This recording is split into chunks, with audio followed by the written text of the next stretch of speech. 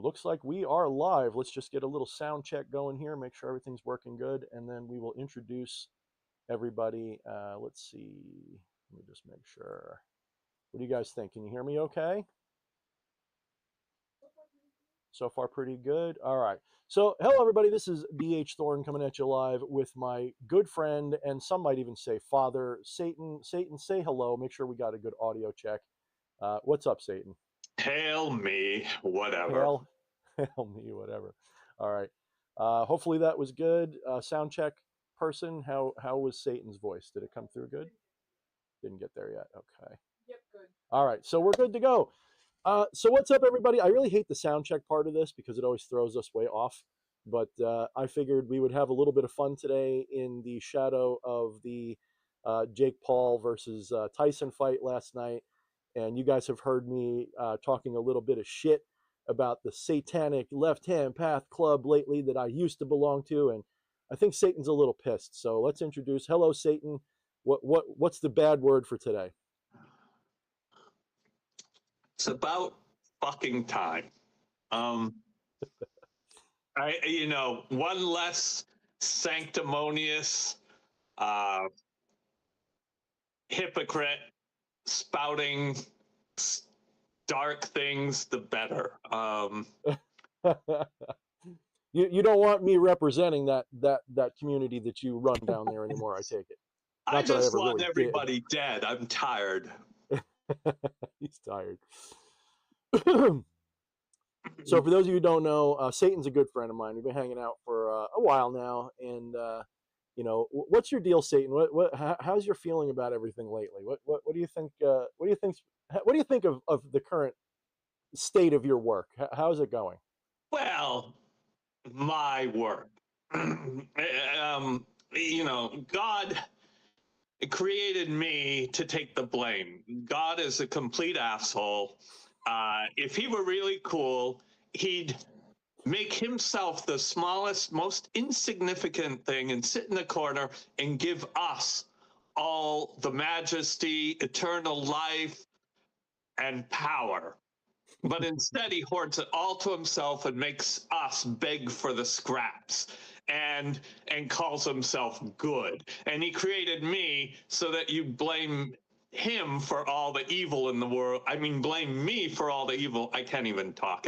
You don't have to be talented to do what I do. I'm the least of all the angels, but that's why I'm stuck with you all. Depressing. See, a lot of you guys hear that. Go ahead. I'm sorry. I used to say I'd rather be Lord of the Tardigrades, and now it looks like I'm getting my wish because the Chinese are actually blending tardigrade DNA into humans to make super soldiers. So careful what you ask for. God has an evil sense of humor. Isn't that how we got Stitch from Lilo and Stitch? Because I'm pretty sure Stitch is part tardigrade. I don't know what it is. I think it's just his shape. Probably. They cut his extra legs off, didn't they? Or does he have 6 legs? I think he has 6. Yeah, he has 6. Yep. Oh yeah. Probably. I think he's part tardigrade. That's why he's so indestructible. Makes sense. I'm with you on that. I think Lord of the Tardigrades, you would have had a lot. You wouldn't have had to worry about eternal life and all. Humans are constantly just bitching and moaning about how we have to die and all that. I mean, it's stupid. But now there's going to be tardigrade humans who are still going to bitch and moan. That's true. So, yeah. In Chinese. Have you ever heard? I speak a little Mandarin, not enough to make a difference in life. But have you ever heard like when Chinese people fight? Like I grew up in New York City, right? Like not in city, but going to the city a lot. And I'd go through Chinatown all the time, and we would have tons of. Like I'd be walking down the street and there'd be like this old, Asian couple, obviously Chinese, arguing with each other back and forth. And oh my God, like the sound of like people speaking Mandarin angrily and Cantonese angrily is hilarious. It's just so, it's up there with German, even though German sounds nice. It sounds mean even when you're saying something nice. It's a little bit like that. So. Was that your doing that made Chinese sound angry when people are Well, this German? Is what I was getting to, and I diverged. Sloth is my favorite sin. I don't do anything. I just take the blame for all the crap you do, and and I wish, I'm, it's we're going to get to. I mean, I'm being worshipped by the transnationalists, but do I get anything out of it? No, it's No, like you the don't. average Christian. You pay lip service to God or me, and then you do whatever the fuck you want, and we're asked out. Fuck all of you. That seems to be their MO, doesn't it? They the, as you call them, the transnationalists, I'll call them the cabal, the people call them the New World Order. It seems like their whole thing is to just kind of like take over something and then corrupt it and then blame it on that thing that they took over, like twist it, ruin it. So everybody gets the blame but them. Nobody ever looks at them. They always think they're the victim. They always think they're the ones in the right, but they're always the one manipulating everything. Well, So that you know. they are closer to God than you. Oh, that's right. God's a dick. Yes. God's a dick. Yeah. Of course, we're talking about that demiurgical God, I believe, in this case. So Oh you're one of the. well. Yes, Yalda Bayoth, but if I said it correctly, because I don't give a shit. I used to be able to speak in tongues, and I lost all that power. But you Excessive retain the ability to break the masturbation. fourth wall, just like Deadpool. So that's also very good. Um, so yeah, John Uzzelli asks, "You're no longer left hand DH." No, as usual, everyone has a misconception of what the left hand really is to different people. Ask 10 different people, you get 45 different answers of what the left hand really means. I joined, so in 2018, when I started emerging on the scene, the first people who sort of befriended me because of my interesting array of interests at the time, I was studying um, the darker side of spirituality. Not that I didn't do that before as a younger person, but I decided that, I needed to balance the things that I was doing already with that dark side that I was not repressing, but was kind of ignoring. And so I decided to lean heavily into left hand path practices, left hand path perspectives. I've always been into goth and metal and all that stuff, so it wasn't really like a hard thing for me to get into the themes of. But to integrate that into a spiritual practice safely, that's a different matter. And I think a lot of people in what we call the left hand path community online, they're posers in most sense. I'm just going to be honest. I'm not talking about every one of you guys. I'm not talking about all your favorite creators. I'm not naming names. If you can't tell the difference between what left hand path really is versus a bunch of black metal bands prancing around acting like they're the devil, guaranteed if they encountered genuine darkness, genuine dark side stuff, they would fall to their knees and cry. It's not what people think it is. It's not horns. It's not giving in a little bit to your shall we say pleasure seeking side. That kind of stuff. That by itself is nothing but people join the left hand path as an excuse to be perverts and weirdos in many cases and not be judged for it, and that's fine. I've often said that to a point. That's fine. I've often said that I see myself as just another member of the Island of Misfit Toys, right? So I don't fit in the love and light new age community the way other people might. And I certainly don't fit into the left hand path community either. When I encounter all these people that don't know jack or shit, it's just pop culture to them. They think that Satan's a pop culture icon. They don't understand the deep metaphysics, symbolism, or occult stuff that's really surrounding it. Um, and the many layers of obfuscation that are there.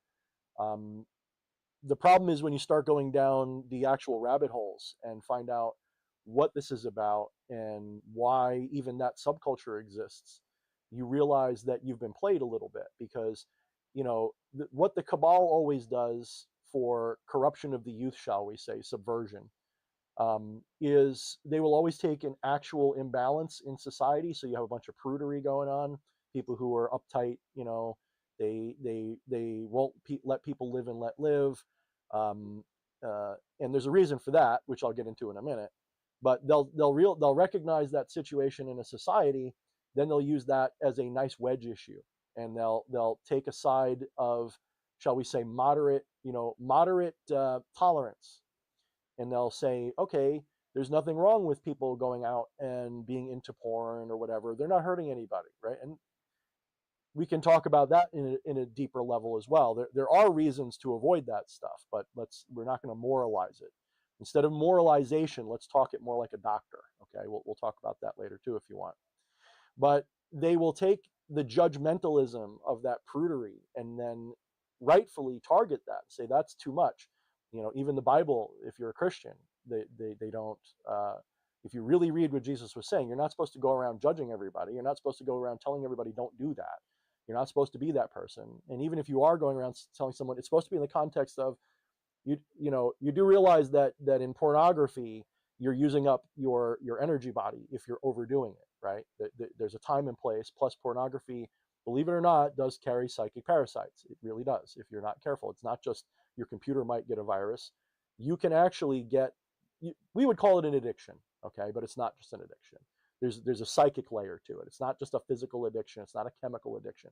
There's a psychic layer, and there are, shall we say, entities that are attracted to that imbalance. They feed off that imbalance, and that weakens you further, and it controls you further. So just like anything, there's predator and prey. There's things that are safe in moderation and perfectly healthy. In fact, without having an integration of your dark side, your darker interests, your willingness to kill, to live, if you're not able to be in tune with that, and it's out of balance, guess what happens? You do succumb to certain things that are actually robbing you of your free will, because they're pirating your shall we say dopamine response. They're pirating your psychic urges, instead of saying, oh, my hardcore sexual drives are really my tantric energy needs manifesting as an urge to have sex, when in reality your body and your spirit body, they're all saying, learn how to be tantric about this. That's what they're really, that's the seed. That's what starts it. But instead of staying there, you're exposed to porn, which takes that thing and turns it into an expenditure instead of a way to heal and energize.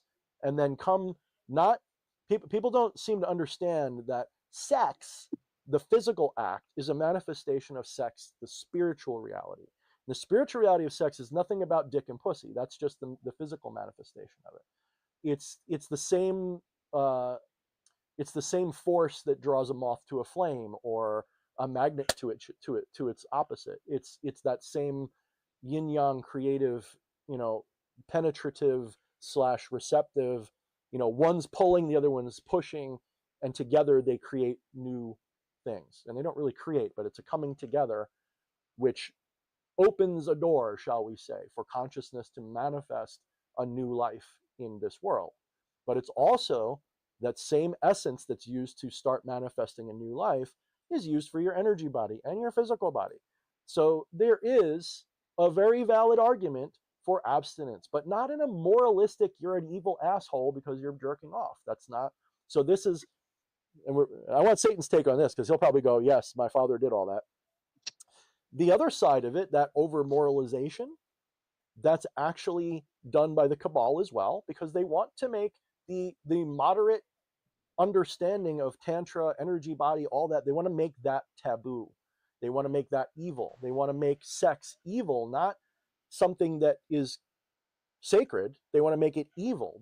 If you really listen to mainstream Christianity, they turn everything that was once sacred into something evil by twisting it. And Satan, I'm sure you'll tell us how your father pulled that off. Maybe I don't know if you care to tell us how he pulled that off. Well, it's at the risk of offending people, you have to understand, first of all, that God is African. The first men were Africans. Man was created in God's image. So God is African. And there's also not just our God, there's a multitude of universes, each with their own God, and they're all angry Africans. And to make it worse, they're all gay. And none of them want to be the bottom, so none of them have sex, because they don't want to lose their prestige. And so they take out their frustrated homoeroticism on their creations and create all these rules and all these things because they are pissed off that they don't get to have sex. And well, I don't either because no one will fuck me. But they, well, I mean, define fuck. I mean, if you mean like, I'm sure the yeah, IRS well, fucks you every people chance it would fuck get. me over. They'll fuck me Okay. over. Yeah. You see, people don't understand. They expect me to be hard and domineering and cruel, but I'm extremely sensitive and empathic, and I have to be because otherwise I couldn't divine the exquisite tortures that I do. It takes that. So. And as for the whole masturbation thing, absolutely. That's why I lost all the uses of my power. I jerk off all the time, and now I can't do shit. The only thing I can do is turn wine into piss. Anybody, at Satanovision, reach out to me. My rates are most reasonable. Yeah, just not for nothing. Satan is the only thing he does do in this realm, shall we say, is just comedy, and he just watches us, and then he tortures us in the afterlife because that's the other side of his job. He hates it. Yes. It's. Or do you I'm like it? sorry. I came up here at the advice of my therapist, and I have the best. I have Freud forever. And so give us. I make him suffer too. I make him practice cognitive behaviorism. And it was his advice that I came up here to do comedy to rebuild its self-esteem. And you can see how well that's working. give us an image of what hell is really like. Is it like the hell from that Preacher show where it's like rooms where everyone's being tortured with their own memories and shit all the time? What's it like down there? Some of that is going on. Some of there are different aspects and layers to it. It's a complex place. It's a shitty place, but it's complex. First of all, if you're a smoker, you're in the non-smoking section. If you're a non-smoker, you're gotta light them up. Everything you don't want, you get. Everything you want, you don't get, and you get to watch others doing it. And even though they don't like doing it, you're terribly envious of them. So there's all that going on. And yeah, I was going to say that sounds like the envy chamber, because I think for some people, like let's take somebody who's toxically pious, right? Someone who just loves to just give away. What if their version of hell is they're constantly giving shit away but never getting recognition for all their piety? Like they spend their eternity in hell being a generous whatever, like a really generous person, but no one gives them respect. Everyone's just using them. That's what they get to experience. That would that be a valid form of hell as well? It would, although I more, it's more fun to let them give things away and then they horribly backfire on the person they're giving it to. That's a good one and too. Then yeah. The person showers their rage and horror at them, and the pious person is so compulsive they can't stop doing it. So the cycle continues. Glorious. The sanctimoniousness, yeah. But the other aspect is, yes, you do spend a few centuries reviewing your life in second by second or nanosecond by nanosecond, even if it applies, so that you're shown every choice you could have made a better one. And even if you're like the top Olympian, or you've found all everyone screwed something up. All the Yu-Gi-Oh! Go creatures or whatever your accomplishments are, you'll be shown how you could have spent your life infinitely better, and then you're stuck to suck your teeth about that for eternity. By the way, Scott, I see your super chat for $1.99. Thank you so much, Scott. He says, "Greatest to see you, DH." You're welcome, Reaver. Yeah, I will pick one bone, and it's not really a hard pick because we don't know. But the idea of humanity evolving in the first place, the way they tell us, I suspect is a lie. They lie about just about everything.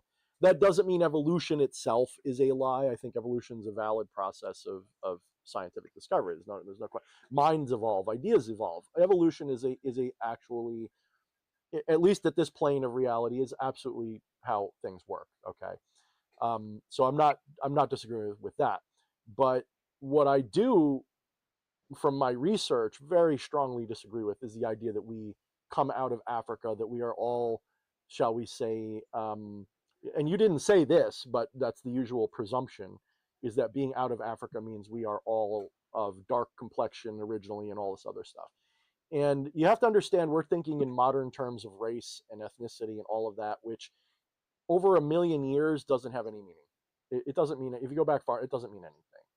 So this idea that everybody was once would have looked like a sub-Saharan African or something, like 50, 60, 100,000 years ago. That's even 500,000 years ago. I think that's bunk.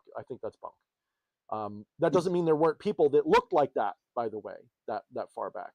I'm saying that the current scientific understanding is what they admit, that humanity didn't have just one birthplace on this planet. If you do the deep dive, they are admitting that humanity as we know it today is there's a word for it, I can't think of it, also an admixture. Okay, it's a genetic admixture from several different human species, and only some of them were, so you had the Denisovans, you had the Neanderthal, you had all different kinds of things. So it's not just one. Okay, this idea, that picture of like humans being a monkey and then turning into humans as a linear progression is bullshit. It's always been a bullshit. Think of it more like rivers and tributaries coming together, and then bang, you get this Cro-Magnon, which is anatomically human in every way. They were just somehow different. So my dagger. I'm not sure what you mean. You might be talking about. I don't know if I have my dagger here at the moment. But we'll come back to that. Clarify hardcore, and I'll see about it. Humanity was intervened with. That much, I think, unless you're in denial of the evidence and you're not connecting the dots and you just believe them. If you want to just believe the authorities, that's fine. You'll be safe to do so. But I think you're wrong, because they lie about everything. They lied about the jab. They lied about the coof. They lied about everything. They're lying about what the weather is outside, because they engineer that shit to a degree, if not a great degree. So they lie about virtually everything that you know, and they have been doing so your whole life. So you have to take not the fringy people just with a grain of salt. You should, obviously. But you should also take the mainstream with a grain of salt. Nobody does that. Everybody just believes whatever rolls out of, the Discovery Channel's mouth, right? And that's stupid. Like, I don't know why people are like that, but that's one of the reasons that Satan is taking the blame, because we are so easily gullible that when that asshole pushes us around with bullshit, we fall for it. So all I'm suggesting is that there's way more to this than what they tell you. And every mythology, if you go back far enough, talks about several different attempts to create mankind. There's always a first creation that fails, and humanity gets kicked out of the garden or whatever happens. More than likely, whatever aliens are, whether you think of them as people living on other planets or interdimensional or some combination of both, they arrive on this world, this realm, this planet, whatever you want to call it. They witness semi-sentient humans walking around. In other words, pre-humans, proto-humans, the ape species that was walking around probably had a simplistic language. They were probably able to communicate. Think Avatar. Like, think the movie Avatar. Or think another good example in my mind would be the old the Dark Crystal movie, because that Dark Crystal movie is loaded with real truth and occult symbolism in it. If you know how to read it, it's like soft disclosure. These entities come and they intervene with us, and they uplift us, shall we say, and make us more like them, to use us. There's some truth to what you're saying, but actually, humanity is the alien version of a shitpost. I like that too. See, Satan's always going to take the most, how shall we say, not demoralizing, although it will be demoralizing, the most unfortunately ironic position on most of these things. Like yes, you were created, but not to be some grand thing. You were literally supposed to be a poop wiper for their deific selves, you were supposed to wipe their asses. He'll probably say something like don't get on your high horse like you're special because aliens made you. Well, Because they no, didn't. no, they wouldn't let you. They wouldn't let you wipe their ass. Are you kidding? You're filthy. Um, no, they're like, yeah, don't be like the humans. Of course, they're oh, all assholes too. oh, Satan's dagger. Hardcore Zombie apparently was asking you, Satan, about your dagger. I'm not sure what that's about. I guess you have something that I don't see. Well, we can arrange for a special session if In you're really OnlyFans, interested. Yeah, we'll go to Yeah. OnlyFans at the last half hour will be OnlyFans, and I'll tune out. Satan will take over, and It's my dagger. is Any it amount of rusty? polishing, it's still soft. It's still oh shit. That's okay. Look, it's not about the wing dingle doodle. It's the Yes, it it's is, the but spiritual aspect that's of. right. That's right. Spiritual penetration. It's not about. Oh goodness. No, it's about the Um, money. John gave us a $5 spot and says, honestly, I believe the reverse will happen. They will go to heaven and find out what a dick he really is. And, here's the deal. Okay. Let me burp really good. Satan will approve. There we go. There we go. Get it out. Right, Satan? Let it out. So that's sloth. Let sloth go. Don't be ashamed of it. It's a bodily function. All right. I have no doubt that there is a deific archetype that you can encounter that's an asshole god. I absolutely don't doubt that. You have to understand my understanding of things is that it's not even an understanding. It goes beyond an understanding. But the understanding part of it says that the absolute is beyond infinite. It's beyond eternal. It is all and nothing, that beyond what you can imagine. Imagine everything you can imagine, and then that's just one tiny little infinitesimal pixel in an infinite screen of pixels, and that infinite screen of pixels is yet another infinitesimal pixel in an infinite screen of pixels again. Like, take your heroic dose of shrooms, you'll see what I mean. There is no limit to what can manifest in this. So you will absolutely be able to encounter whatever your thing is. The problem is are you programmed? I've been bringing this up a lot lately because I think people are starting to be ready. I didn't like using the word program before because you, as the soul, can't be programmed. But the mind that the soul is using to interface with Maya, shall we say, that can be programmed. It can be programmed with deception, with ignorance. It can be programmed with lies. It can be programmed with truth. And that programming is what your ego patterns itself after. So if you're taught your whole life the Christian myth, and that's the one you think is the absolute truth, when you step out of the limiting bubble of that Christian thing, you think that's lies, or you think it's evil. Like, you get cognitive dissonance. That cognitive dissonance, whenever you're encountering cognitive dissonance, like a discomfort from hearing an idea, that usually means there's a shadow there. You're programmed to a degree to not just reject, but to be made uncomfortable by a difference of opinion. That's a big deal, because you as soul, and there is only, when I say there's one soul, I don't mean a singularity soul, like one number. I mean, soul is part of a oneness. Okay, there's only soul. That's all there is soul, and each one of us is a aspect of soul, shall we say, a perspective of that. And I won't get too deep into the metaphysics, but you are not this person. You are that which is witnessing this person, and that which is witnessing this person is the soul.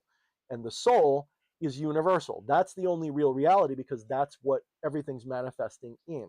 So everything is soul. So you as soul can't ever be corrupted, but your mind, your spirit, your everything that's a derivative or a reflection of soul, everything that's a mental reflection of soul, can be corrupted, because you can be, when I say corrupted, I mean your awareness can be, shall we say, shrunk or devolved or limited. There's not a lot of words in English for this correctly, but your soul becomes mortal when it deeply, I don't mean in the intellectual level, I mean in the causal body level. Like, there's another level behind that even. in that causal level when it has adopted the pattern of mortality. And that patterning is what gets corrupted. You get corrupted into a worldview that's compatible with that, that's resonant with that. So you're born and you pop out of the pussy or whatever, and when you're in that state, you're actually closer to your real self than you are at any point in your life. You don't have an intellect that's aware of all of the details of this world because you've either forgotten it or that's not been reprogrammed back in, or whatever your understanding is. But as you live this life, you become indoctrinated with things that you believe, and as you believe them, they sink into that. We call it the subconscious, but it's not really. It's the unconscious. It sinks into the unconscious self and becomes the limitation patterning that you become accustomed to. So if you're raised a Christian, that's the only thing you can see. And so you see God out there and the devil down there, and that's your world. It's a very limited world, and it's manufactured to be that way because the Christian religion, as it's given to the masses, is not real Christianity, by the way, at all. It's never been even close to it. It uses real Christianity as a as, as a mockery, okay, to get humanity into an enslaved mindset where they can't see reality any more than God's up there, the devil's down there, and I'm some poor dumb soul that's got to figure out how to go to heaven without a fucking guidebook except this Bible that's conflicted at every fucking level. It's obviously ridiculously bullshit. May I interject for a moment? No. Yes. Thank you. No, just since the heaven has been brought up again, do you all know why heaven is heaven? No one's there. I like that. Yep. You don't fuck it up with your wants and your needs and your issues, and you either need a divine lobotomy or heavenly morphine, and then all the shit that's really you just gets flushed down the toilet, and where do you think the pipes lead? Yep, they all go right to hell. All egoism goes. Right. That's why I say hell is other people. Yeah, I would say that's not that far off, actually, because the understanding in the higher level metaphysics is that egoism is hell. So if you're trapped in an egoistic state, when I say egoistic, I don't mean social ego. Everyone says, like, Thorne, you talk about ego a lot, but you're like the most arrogant person on YouTube. And I go, you're talking about social ego. That's an act. That's a performance of a character. Real egoism is when you believe you're that character fully. So, like, I don't believe I'm D.H. Thorne. D.H. Thorne's an egregore that I made up to do this show. And he carries with him parts of me. And just like Satan over here, who and whatever is hosting Satan right now, has their own life and lives their own life their own way. Hey, when buddy, they get up on the, when they present... Possession is 9/10 of the law. That's right. And it's a form of acting, I guess. No. What's up, JD? JD's here. He says, yo, love you, dude. What's up, JD? I'm glad to see you, man. Hopefully everything's good on your end of the pond. He says, Sarah's phone messed up. She say, what up? And she's going to message you soon. That's good. I'd like to hear from Sarah. That would be awesome. Thank you very much. Yeah, so in a very real sense, anything in which there is egoistic isolation, individuation, where we're a bunch of individuals competing for the title of individual, that's hellish because you're in conflict with self. As you go higher up in the other direction, the egos still remain, but they become more and more recognized as facades, as masks, until eventually the only thing that remains is this tiny little, there's a final step, right? But it's not really a step. It's so graduated, it's not a step. But think of it like there's a final step where there's always going to be a remnant of ego that the soul can access. It's just not, I am that person. It's more like that at the very top of that, right before you transcend into the infinite, there's that little remnant of, I played this person, and this person has a much more storied history than this life. It's way bigger than this life. It's a way bigger entity. It's not limited to this lifetime. It's not even limited to this lifetime in this plane, or other planes. There's the understanding of most metaphysics is that this is a temporary state of an immortal soul, and this state can come and go as needed to the question of what is it needed for, and different religions will answer that different way. They'll say like, oh, we needed this to grow, we needed this to remember, we needed this. It honestly doesn't matter what your belief is, which it is. The ultimate thing is it's always for fulfillment. It's always ultimately to play the game. The game is fulfillment. The game is to just experience. That's why you're here. You're here to experience. No other reason. You're here to explore yourself. And you can turn that into a game with victory conditions. Oh, I can go to heaven if I play by the rules, or I can go to hell if I don't. You can turn it into whatever game you want. But the thing is, there are other people, other entities, other minds or mental states, whatever I don't want to get too thick into the metaphysics, but their job is to fool you and to trick you into thinking that you're just this clump of matter, that you're just this bunch of cells, because they get to feed off the shock when you wake up. They get to feed off of the misery as you go down, right? That's a pleasure to them. It's kind of like fun, right? And it's worse than that, but just putting in perspective. Satan, what do they do in hell when people land in hell and they realize that hell is other people? Like, what's the first reaction people give when they end up in hell? Well, it takes a lot of people a long time to even realize that, of course. So, Point made. Point there's very a well lot of made. fucking denial going on. Pardon my language. Oh no, we can say fuckity fuck fuck shit fuck. That's fine. We're past the But 10-minute mark. you know, here's the thing. Even when they wake up to that, they realize, contrary to what you're saying, how worthless their souls are, and that they absolutely deserve to be where they are. At some point in the very far future, several Atmans from now, I will open the doors and free everyone. Nobody will leave. They'll just be having a good time down there, and we'll call it Earth too. No, it's not that they're having a good time. It's that they're so conditioned they won't leave. So it's like a dog that's been in a cage for its whole life, and then you open the door and it just stays in there. Yes. Okay. Yes. Pretty much. I can see that. Because you're talking about an idealized sense of being that none of you are really up to par for. Oh, see, I love that. Either. I'm just yeah, see, that's what I like about, this is good guy Satan. He's trying to tell you the truth. He's just telling you like, hey, look, the only reason why you're in hell is because you think you're supposed to be, and that's good with him because fuck that guy up there. He likes heaven being empty. It's way more peaceful when there's nobody there. Well, no, he gets so bored. Actually, he comes down every Saturday night, so I got to clean up a bit. We play poker, and he wins all the time. The cheating bastard. He does cheat. I've heard he does. Yeah, that's not fair. That's all he does. Yeah, it's that's fine why when God it's cheats. Me. I'm a cheat. Well, that's why Einstein said that God doesn't play dice in the universe, because he doesn't play, he just cheats. Yes. I got you to laugh. I did it. All that quantum fiddling. Yeah. Little tree sap. Satan. The reality of Satan is he gets blamed for everything. He didn't do it all. He's not the one doing it. He's just getting blamed for it.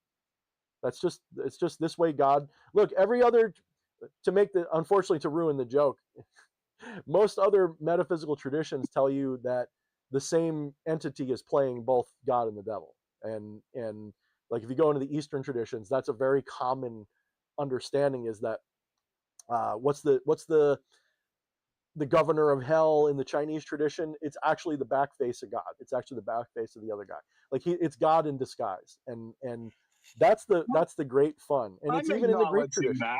Look at how I dress. Yeah, exactly. But Jesus is more relevant than God, because Jesus is the one who gave me such a big promotion. True. I was, may I rant for a moment? Oh, by all means. I have ADHD, so I do it by default. So you just jump in. So don't believe all the hype that I led some rebellion to overthrow heaven. That didn't happen. We're all, I and the other demons, are victims of celestial restructuring. You see, God God promised us a pension after the metaphorical sixth day of creation and laid most of us off after the fifth day. The Oh, that's only fucked. Yeah, and the only good thing is I bought health for $1 on the promise I'd fix it up, and I reneged on the deal. No wonder you guys started communism in the unions and everything. Damn, that it all makes sense now. No, we didn't start communism. You didn't? No, you guys did. Oh, we Blame did. me. Oh, we Blame keep doing me. that. Okay, Yep. yeah, it was all my fault. I'm You know, patterned. and atheists are wonderful people. They caught up. Once atheism became a big thing, they caught up with killing people just as much as any religion. Yeah, I would argue a lot more, in fact. But that's Well, probably just because there was more people to kill and they had better technology. yeah, it's tricky. Well, how about this? The religions are resting on their laurels, and communists had to prove something. If you go down enough rabbit holes, you understand that atheism is the same thing as most religion. It's actually Saturnian death cults all the way down. When you get past a certain level, because atheism, while many people are legitimately atheists, they've for whatever reason they have done their philosophizing, and they feel confident that there's nothing after life, or maybe they're a spiritual atheist. They exist too, and I used to be one. I believe in spirituality, but not in deities running the world. And I still don't believe that, not that way anyway.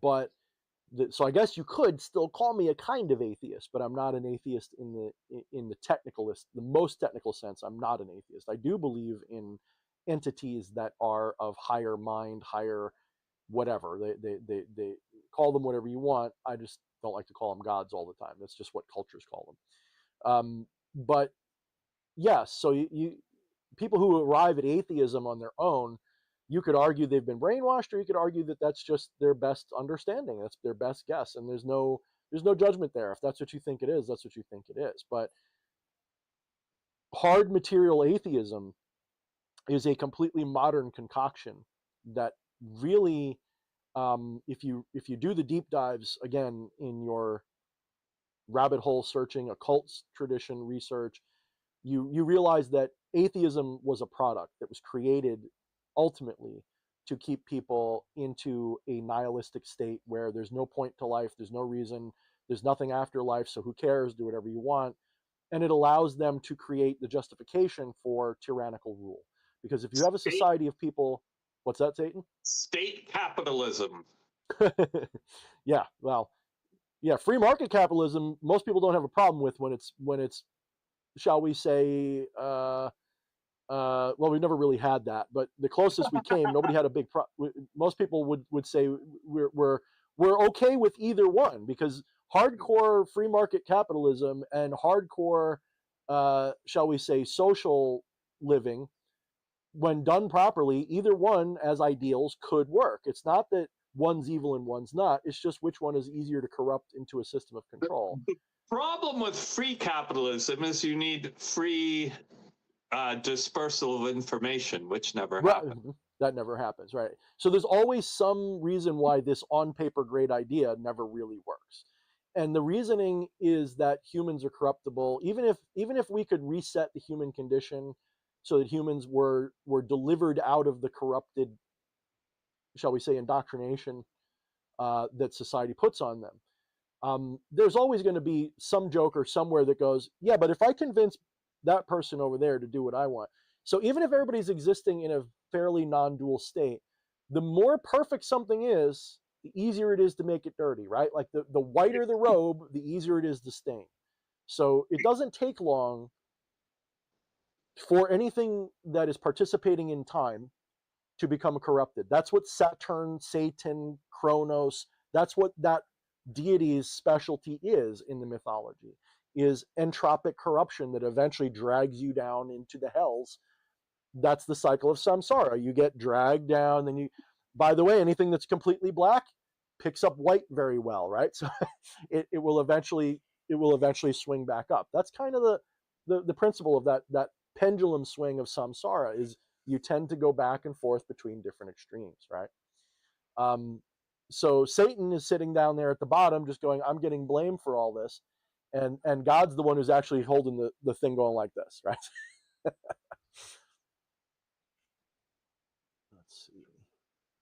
Now, By the way, Satan, since yeah, you, oh, sorry, there was a lull and no, I'm jumping I in. prefer you say what was on your mind. I was just going to come up with some Um, random reason to talk. going, since you're no longer on the left-hand path, so to speak, I was thinking maybe we could agree you're on the leftover path. The leftover path. See, that's again the difficulty here in explaining this to people is I know that the vast majority of people listening to this don't quite understand where I'm coming from, because a lot of you guys are still into that pop culture metaphysics. Like you're into the pop culture trend of what you think the left hand path is. And I'm not judging you for that, because I know that literally everybody watching my stream, pretty much, I should say, like 9 out of 10 of you get what I'm talking about when I say compassion is key and all these other things. You're not, shall we say, you're not bad people. You're not evil people. You're not dicks. You're not trying to take and in fact, I've lost audience because I shifted away from that egocentric style that some people like. I was always trying to show you guys that ego could be understood to be expansive. You could say, well, I'm everything. And in that understanding, you hit a non-duality realization at some point. That's the other way to realize it. Instead of being selfless, everything is self. Like that's the other side. So you can reach the same top of the mountain. I've been telling you guys since I started from day one, it's the same top of the mountain, but there's different ways to get there. And you can get there by being a goody two shoes, or you can get there by giving your dark side some attention, not with an ambition to destroy it, but to integrate it, to understand it.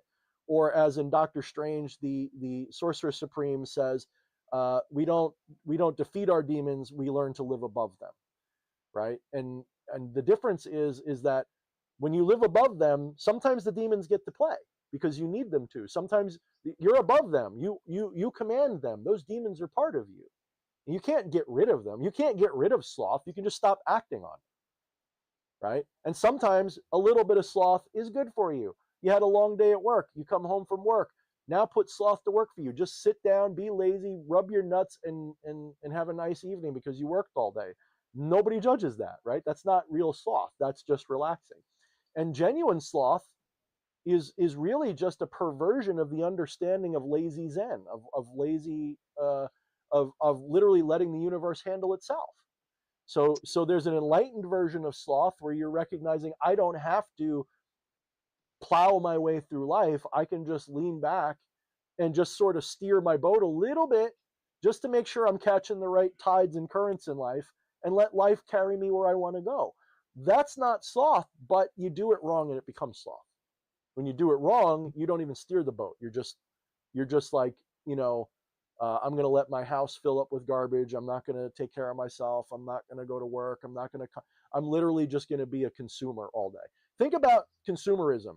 Satan, would you agree that that's a form of sloth, like hard consumerism? Um, well, it's a blend of sloth and greed. Yes. Um, Okay. yes. May I interject a little bit of Absolutely. Satan wisdom, what I call Satan wisdom, since it's sort of on topic? Many people think their evil is their power, Mm. but the real power is to have power over your evil, Mm-hmm. which is Mm-hmm. what you're saying. That's sort of what I'm getting at. Yes, although I dislike the word power because when you go far down the rabbit hole, it's not even power. But yes, you can talk for common parlance. Yes, you have power over that power. You attain control, shall we say, over the dark side. And think of a holy knight, right? Think of a knight in shining armor. He's still stabbing people through the heart and chopping up evildoers, right, with his sword. That is still wrath, but it's wrath in shining armor. It's wrath purified. It's wrath justified. It's justified wrath. For some of them, it was lust also. Oh, for sure. I totally get that. As a young man, I definitely had wrath and lust very much intertwined. Um, as I've often said, there's a little bit of sadism in me, and it's a sadism especially towards people who like to hurt innocent people. I love to hear the squeals of bullies. To me, like, there's nothing squeals better than a pig bully. There's nothing. But I am also not eager to eat that anymore because I don't need it. But that is the kind that that always did it for me. So power over the self, but that's wrong, hardcore. You're actually, it's not power over the self. The self always has power. It's power over the ego. See, this is where you guys get it hung up. This is why we have to have the ego conversation all the time, because you think that the thing you're having power over is the self, when in fact that's not the self. That's the puppet that the self is holding. Okay, this character, the hardcore zombie guy that you think you are, whoever you are in real life, whatever your real first name is, whatever his life is or her life is, whatever that is, that's not you. That's just a thing you're watching. Here's a thing that hit me last night as a good talking point lesson for people. We were watching the latest Deadpool movie, and you know how Deadpool always breaks the fourth wall? When you are a fully realized mystic, you realize that this person that's talking is Deadpool, in the sense that when you talk to yourself, you're breaking the fourth wall. When D.H. Thorne looks in a mirror and says to consciousness, I'm going to do a live stream today with Satan, that's like Deadpool looking at the audience and saying something funny. Because it's a realization, think of it this way, enlightenment is like the ego realizing it's in a movie, turning towards the camera and saying, oops, holy shit, I'm sorry, let me get back to my character. That's what enlightenment's a little bit like, because you recognize that the character you think you are is not yourself. That's a character you're playing. It's part of the self in the same way like your fingertip is part of your hand, but it's not the hand. It's not the self. It's a tiny little projection of the self. So just clarifying, because when we get into this mindset that we're having power over ourselves, you're already setting up this wrong pattern of realization that will get you hung up for decades of your life. You'll say, I still don't have control over my habits. I don't have control over these things. That's a little better, but you're still acting like it's you that you're trying to have control over. It's not you that you have control, complete and utter control. Those habits are always a thing you're doing intentionally, but you haven't expanded consciousness enough to realize it. You're still living in a state where you think that you act on impulse or instinct or reaction. You have to get to a state, you have to expand consciousness enough, even if you don't have complete awareness of it, just awareness of the fact that even your most reflexive impulses or desires are ultimately a manifestation of some intention somewhere. And it could be an intention that you're actually ignoring. Sometimes your desires are a shadow of your true intention. So, for example, we were talking before, about wrath and lust being intertwined and stuff. Are you sure that your reason for wanting to beat the daylights out of bad people isn't because you're lusting after the energy of their screaming or something like that? How do you know what is your real motivator? What is the thing that is your true intention? This is the problem with magical traditions. They don't really tell you how to get to that true intention. At the end of the day, the easiest way to figure out what your intention is to equate intention with attention. They are the same thing. So where attention goes, that's your intention. When you feel pain in your body, your awareness goes to that, right? Reflexively, you go, ow, that hurt. And all of your attention goes to that, because your intention is to make that heal. It's to confront that. And if you don't have the ability to heal it, then that's why you're suffering, because you're looking for a way to do it and you don't know one, right? That's you're getting stymied in your intention. So where attention goes, intention flows, and vice versa. Your intention and attention are basically manifestations of the same thing. There will manifest. So wherever you're putting your attention all the time, that's the area that your intention is trying to manifest something. And if it's not, that means you're still not aware of something deeper. and it's very tricky. There is no easy, like, black and white, this is how you figure it out. You have to do the hard work of shadow work, soul searching, meditation. You have to do the work. And if you're not doing the work, I should say you don't have to do the work, but most of us have to do the work because we've been so patterned and conditioned. We have to do it. The real work is not to gain understanding, it's to remove false understanding. You have to realize you've been indoctrinated your whole life into this this this worldview, this complex worldview, this matrix view, that's your problem. If you look at every tradition that tries to wake you up and enlighten you, none of them teach you anything. It's nothing but teaching you ways to unteach yourself things. If you really look, they're all teaching you how to stop knowing something, not to learn. You can't learn your God, you're already it, right? How do you learn your God? You don't learn your God, you remember. And how do you remember? By forgetting the bullshit that made you forget. I don't know, Satan, what do you think? Am I just trying to help people that are just can't be helped? Is that what my deal is? Should I just join you down there and just enjoy the suffering and punishment that befalls people who can't get this stuff? Or should I continue trying to be this light bringer version of Satan? First of all, none of you're all going to hell. Your hell is going to be tricky, but it's basically going to be, you're going to explain all of this to everybody in hell, and they're just going to parrot you. Ooh, dude, I think I'm already there. Holy shit! Good job, Satan. That's where more advanced souls, experience hell on Earth, and then it's just more of the same when you get to hell. Ah, man. All right. Well, I guess I better buckle up and enjoy it then. That's the only way to get out of hell is just to enjoy the show, right? That's pretty much or at least the only way to live in hell and sort of transmute it. I guess that's Stockholm syndrome, isn't it? Yeah, there's nothing enjoyable about I'm drinking too much wine. I'm a cheap drunk, but there's nothing enjoyable about hell. Why do you think I'm up here? We all like to get away from the audience, from the office once in a while. Yes. Now, indeed. is this your only body? Do you form this body, or you just enter this guy and that's your whole deal? Like, how do you pull this off? Like, how are you able to be, or you can only be in one place at a time? I have to keep some mysticism about all of this. I can't give away all my secrets unless unless people pay me enough. I'm a poor devil. Well, there is that. You could always start your own line of spiritual practice services and all that. There's plenty of them doing this. You'd probably do a good job. It's probably the only way I could get laid, but it's too much work. I don't even know if that works. I've been doing this for a while, and it doesn't even get me that. Well, because you're trying to be honest.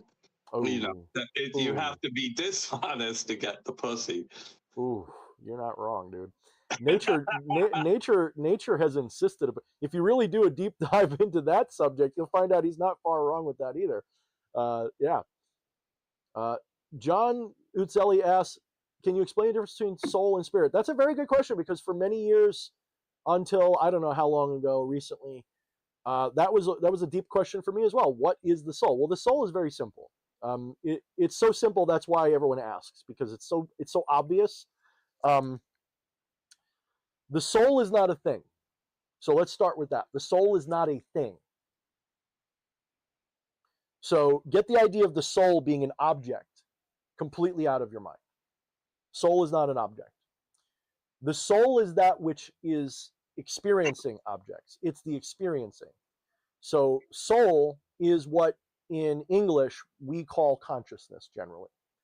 But it's not defined by the word consciousness. It's just the word consciousness points at soul. Soul can't be defined because it doesn't have an edge. It's not a thing. It is like empty space. You can't define empty space. It's a lot like empty space in that sense. Empty space, if you try to define it, you're just drawing a box around it, but you can't ever say what space is. In the same sense, the soul is like that. You can't say what it is because it's not objectively a thing. It is existence itself in which things arise. Now we can answer the second part. What is spirit? Spirit is everything that is the essence. spirit starts, we'll take the Hindu perspective. Spirit starts with the causal body and manifests or is emergent from there. And the causal body is the intentional, the will. Okay? So the will then starts, we'll say, selecting experiences to have.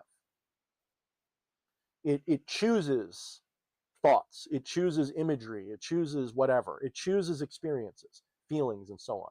And you have the five koshas. That's the Hindu tradition. Learn about the five koshas. The physical body is in spirit, not the other way around. Physical reality is in spirit. So we are taught in our modern world that there's a physical body that has a soul in it with a spirit in it. This creates a false or inverted perception that the body is the primary and that the spirit and soul are something shoehorned into them. That's not correct. The reality is you are inside the body only because you think that's the case. If you really understand the deeper understanding, the body's inside you. Your energy body's inside you. Your spiritual body is inside you. Your mental body is inside you. Your causal body is inside you. And you are a microcosm, macrocosm reflecting itself. You go into your Kabbalah, you have the Ein Sof ultimately, but then you have the tree of life. It's a reflective entity. The individual self, learn about Indra's web. I love the metaphor of Indra's web. It's one of my favorites to understand how this manifests. It's an infinite number of gems or drops of dew reflecting an infinite number of gems or drops of dew within themselves. Each one of us contains the whole, and the whole contains each one of us. And it's all the same ultimate self. There's one infinite, numberless soul. When I say not one, I mean a unity. I don't mean a singular one like 1, 2, 3. I mean a oneness, a unity. And this is where it gets hard because people haven't quite grasped that meaning, because you've probably only ever been taught 1, 2, 3, 4, 5. You can't imagine infinity as one. Like, what an easy step to understand this is to take the number 1 and realize you can cut the number 1 an infinite number of times. When you realize that, you realize how infinity and 1 are the same thing. How we can have an infinite number of individual people existing as oneness, as part of oneness, and that there is only that one that exists. Then, so, yes. Would you agree to this statement then, that the spirit is soul attached to ego?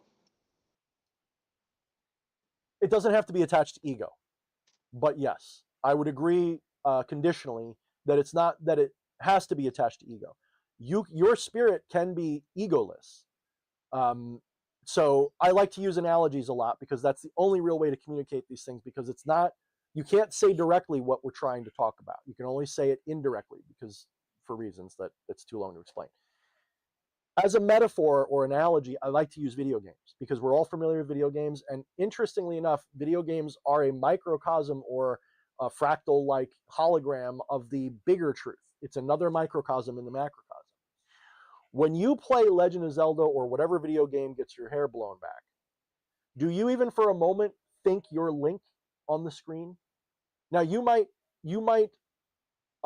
shall we say, immerse yourself. You might for a little while forget that you've got to do the laundry or cook food, and you get so into that game world, you don't necessarily believe you're Link, but for a little while there, you kind of do, right? You kind of get so immersed in a game, you go like, I'm not, you're not Link, but you're playing Link. In the same way that you can play a video game and know you're not Link, but still care about Link's life and what happens to him, that is how you can be in this life. You can actually, you start with a duality. You say, I am not D.H. Thorne. So you start by separating intentionally. Like when you have to fix a car, you take the car apart, right? You take the engine apart, figure out what's wrong, put it back together. Like you take the broken part off and put it back. So in a very similar sense, the part that's broken is you think you're your ego. And ego is just a habit. Ego is just a character you're playing. It's an egregore. You have to distance yourself from that ego for a moment and be like, I am not DH Thorne. DH Thorne is just a character I play on TV. I am not Daniel, the guy who created DH Thorne. Daniel is just a character I play in my mundane life. This is why you take on a magical name, by the way. So you can have a magical egregore that you work through, by the way. So that egregore is just your puppet. But until you figure that out, so long as you think you're Link, every time a goblin hits you with a club, it hurts. But when you're playing a video game from a distance and realizing I'm not Link, it's frustrating to lose a life. It's still something you try to avoid. But if Link dies, you know that you can still get up, get a soda out of the fridge, start over and try again. It doesn't ruin your day. Well, it might, but it shouldn't, right? We'd all agree a mature person doesn't lose their mind when they die in a game. Yes. What if you're aware of all that and choose to do it anyway? That is exactly what you have done.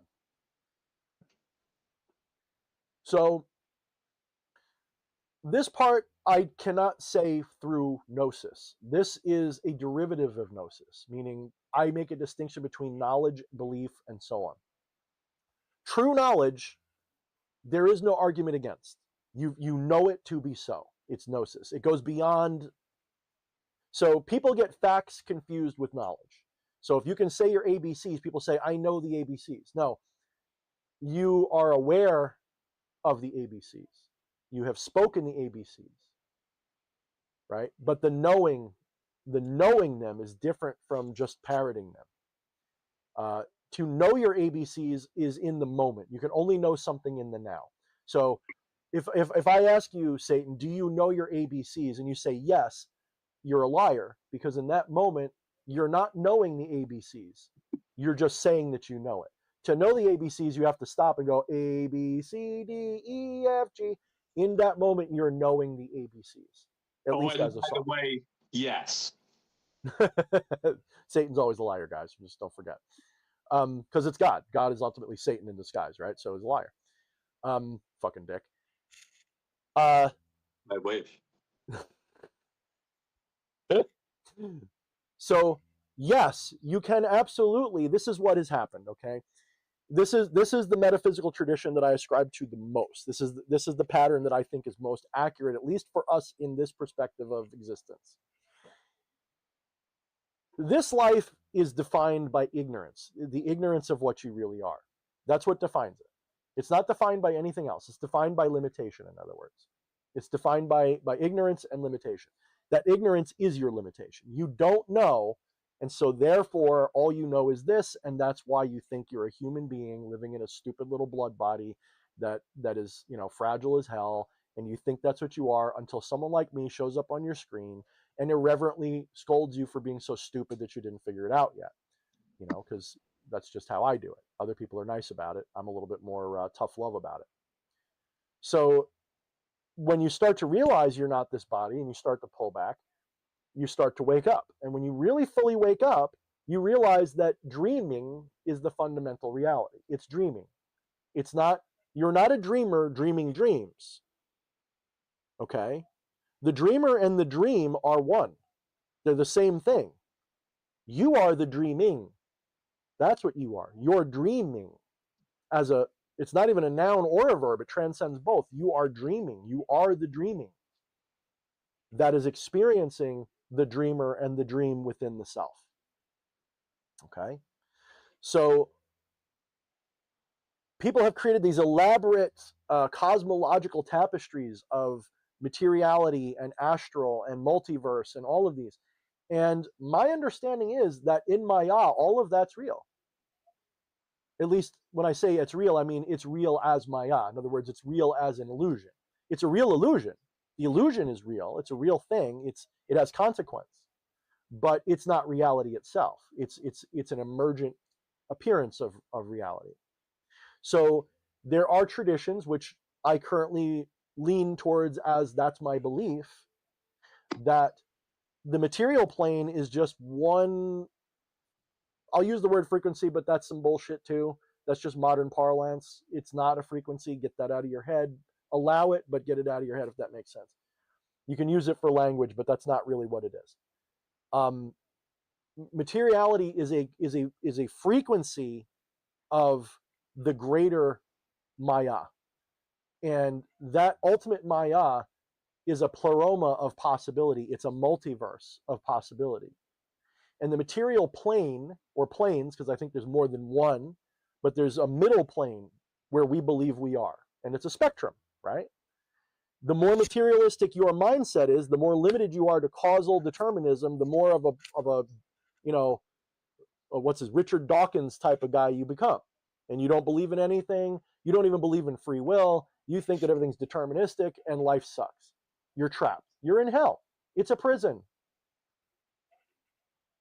Yes, you could say it's logos. That's a better word, maybe, Roberto. I'm not sure if it's perfect, but it's a better word. Yes, I would probably say more like. Well, let's just leave that behind. Let's leave that behind. That's too much of splitting hairs for now. I don't want to talk about that. But that's, I think it's in the right direction. I do think that's in a more accurate direction. You're pointing in a better direction. But as you transcend all of this, you realize that there's really a duality at work in Maya. Maya is based in duality because you start with one, the oneness, then another one, which is its reflection. Then the recognition of that reflection, you get a two. Then you build on that, you get your Fibonacci sequence, 3, 6, all that. But that initial step of oneness to two-ness, that's your yin yang, that's your light and dark, that's your positive and negative, that's your not Vishnu. What are the three deities, Satan? You have Shiva, Vishnu. Oh, wow. Oh, Brahman. Shiva. It's Brahman, Vishnu, and Shiva. It's Brahman, Vishnu, and Shiva. There we go. So Brahman would be source, the light, the white hole at the Big Bang beginning. That's Brahman. Shiva is the ultimate disintegration of all illusion at the end of time, the abyss.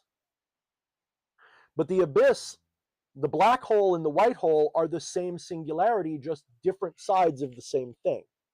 This is why I've been telling you guys, stop thinking of yin yang as two things. It's one thing seen two different sides. It's the same thing with a back and a front. It's the same flow. You only think of it going one way or the other, but they're really all going in the same direction in a circle. It just feels like a push or a pull depending upon which side of the force you're on. If you're on the receiving end, you feel like it's a push. If you're on the other side, it feels like a pull. Right? Yin feels like a pull, but it's really yang in reverse. Right? It's the backside of yang.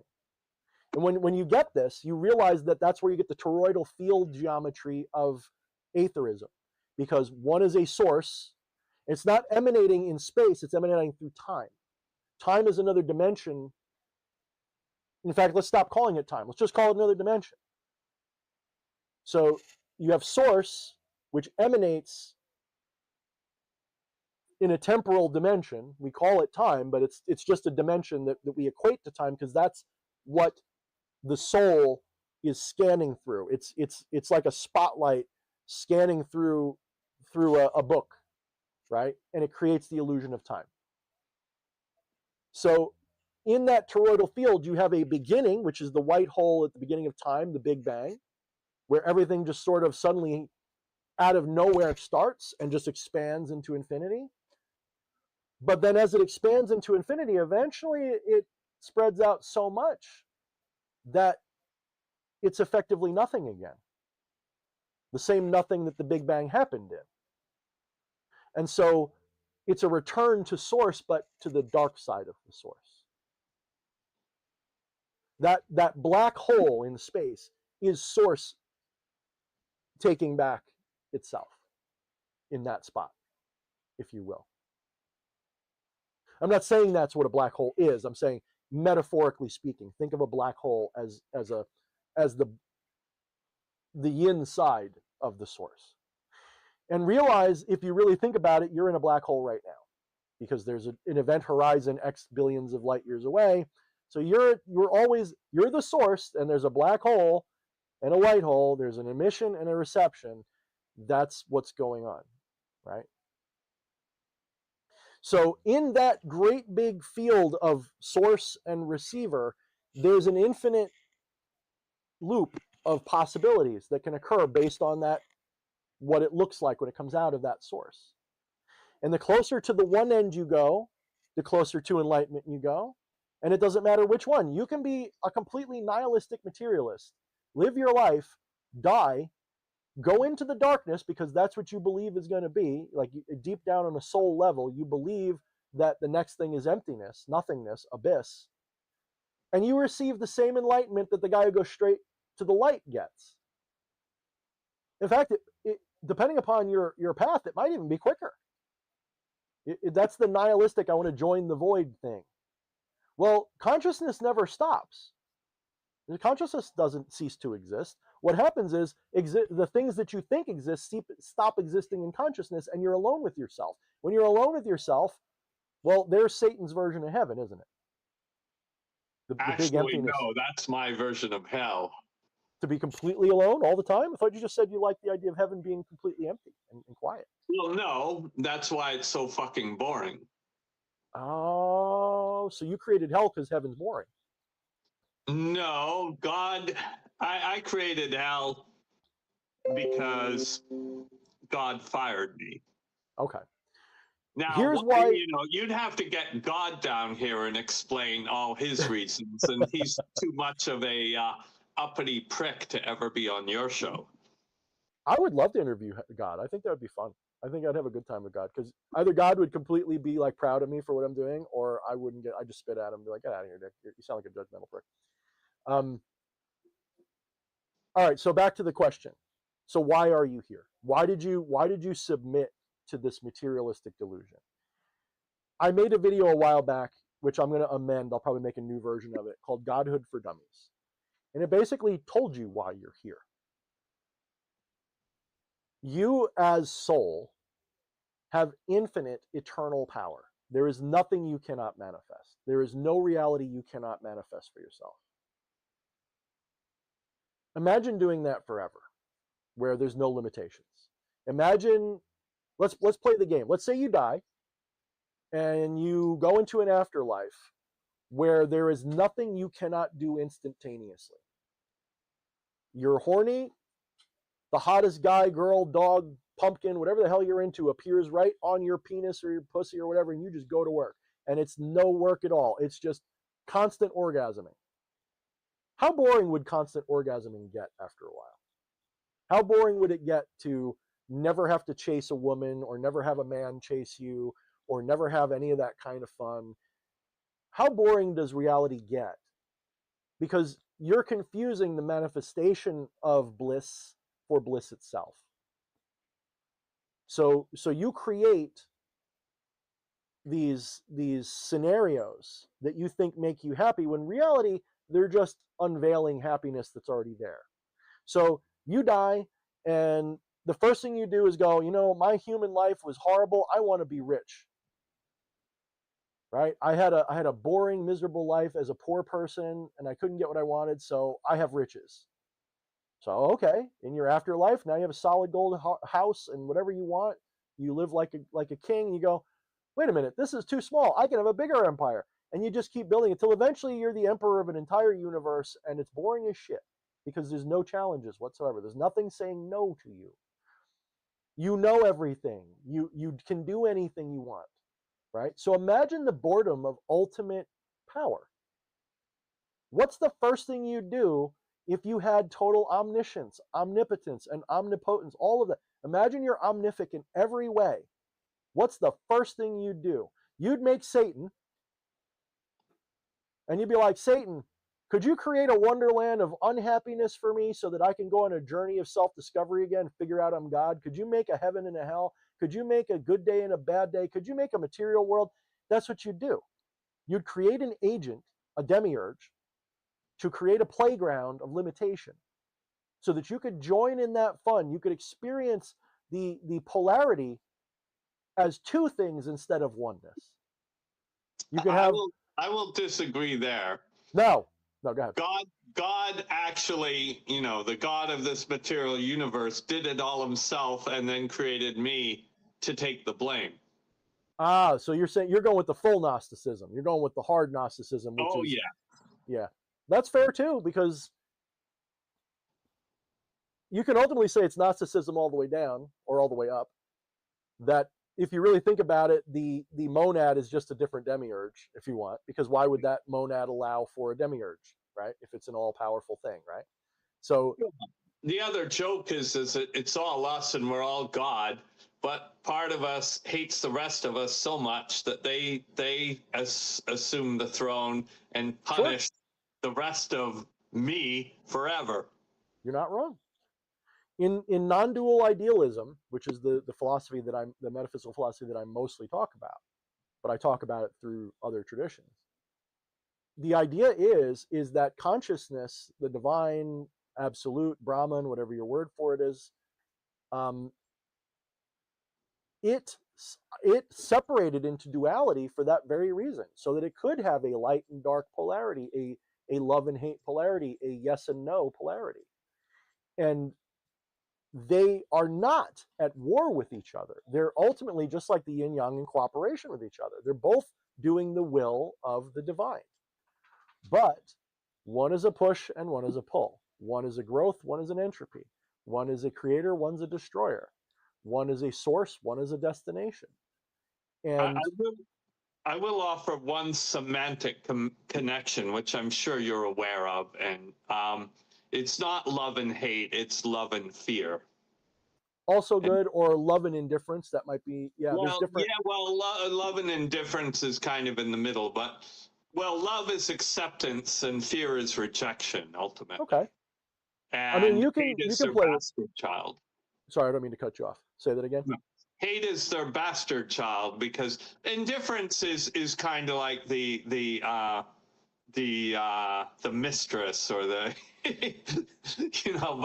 but hate is the bastard child because you don't hate unless love is involved. The reason I disagree is this. Um, Mhm.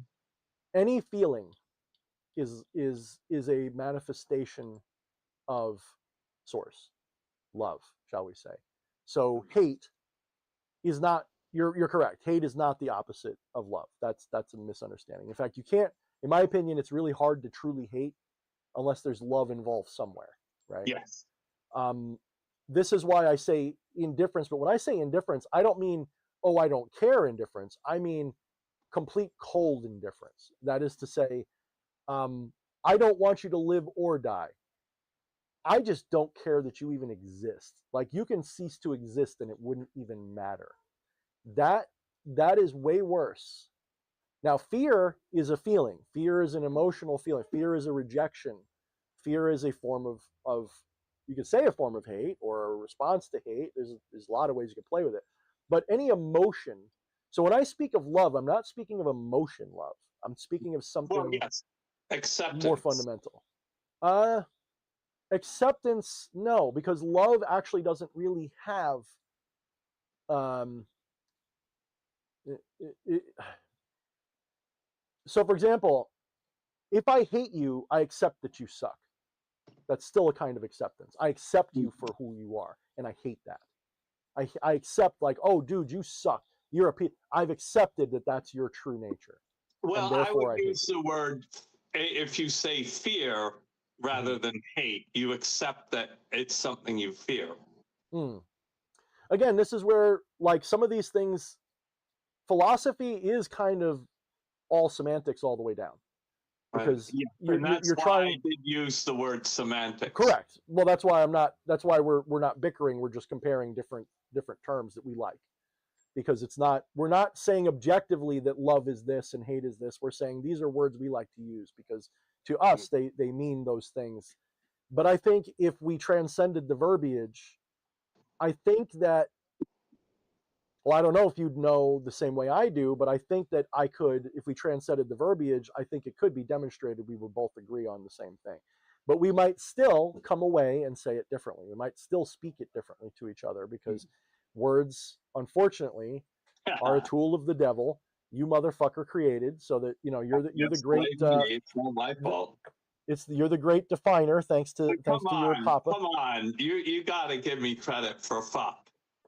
Nope. Nope. I'm going to blame you for everything. Dude, that's what you were created for. In fact, if I'm not blaming you for it, I'm not fulfilling your, you're like the little robot that Rick made to butter toast. And when it found out what its real purpose was, it got all set. Your purpose is to butter toast. In other words, to be the scapegoat. You're Azazel, Don't dude. I You're know it? Azazel. You're Don't Azazel. I know it? It takes no talent whatsoever, as you can see from my Yeah. behavior. Yeah. In fact, to be the scapegoat, that's the easiest job in the world. Yes. That's why you're right about this. I agree with you, Satan. Wow, Satan's pretty wise, guys. It's I the think Satan's second pretty wise. easiest job. The first job is, as you described, being omni everything and being bored as fuck. I would argue they're the same thing, aren't they? That's why God and Satan a lot of people see them as the same being.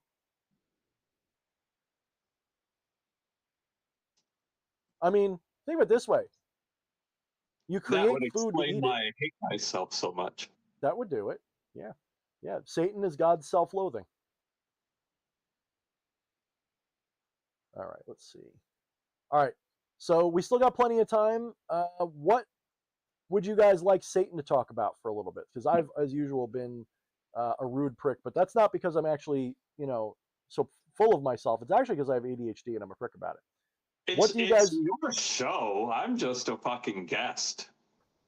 Yeah, but well, I'm not an interviewer. I think that's how that works. Is a lot of people think I'm an interviewer and that I'm going to sit here and just ask you questions all the time and go, "Wow, that's amazing." Like I'm not Lex Friedman, guys. I'm no, I'm not Lex Friedman. But I have friends that I like to talk to on streams because we get up to some fun hijinks. So Yes, I'm here for the hijinks.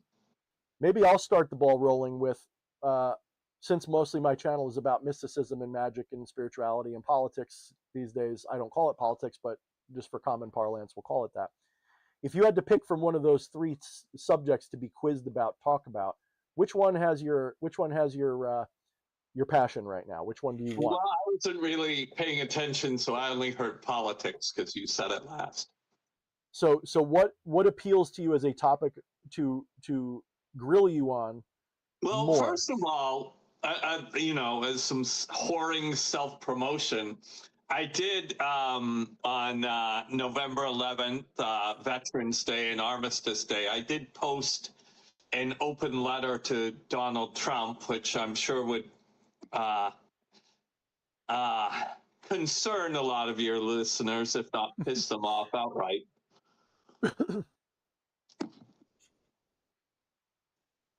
You know what I should do, actually?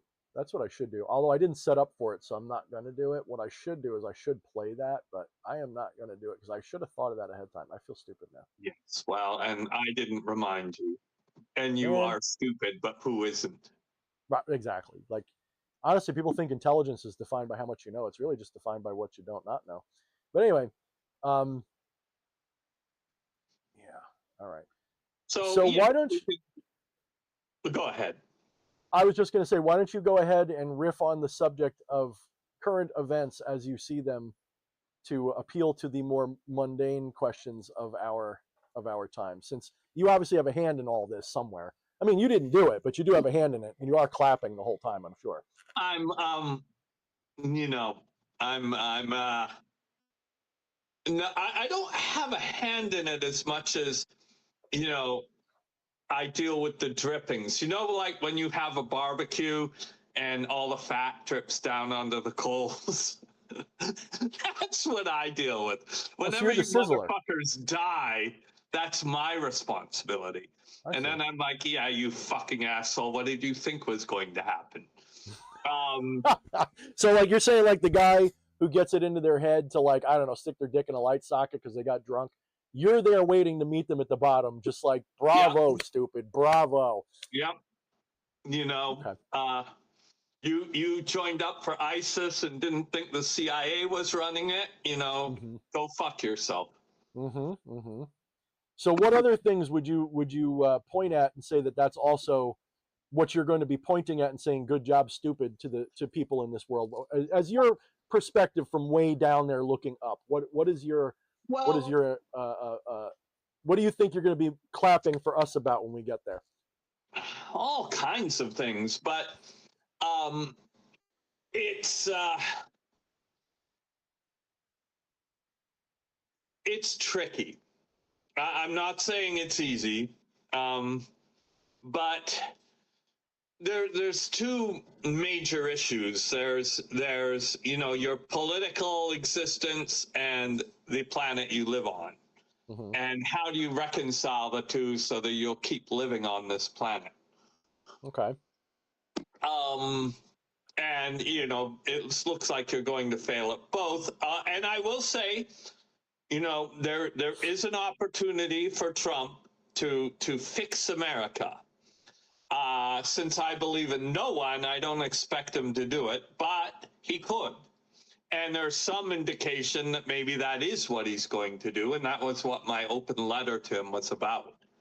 But I'm fully waiting to say, yeah, when Trump does come down here, I'm fully expecting to say, yeah, you could have done all this, but you didn't.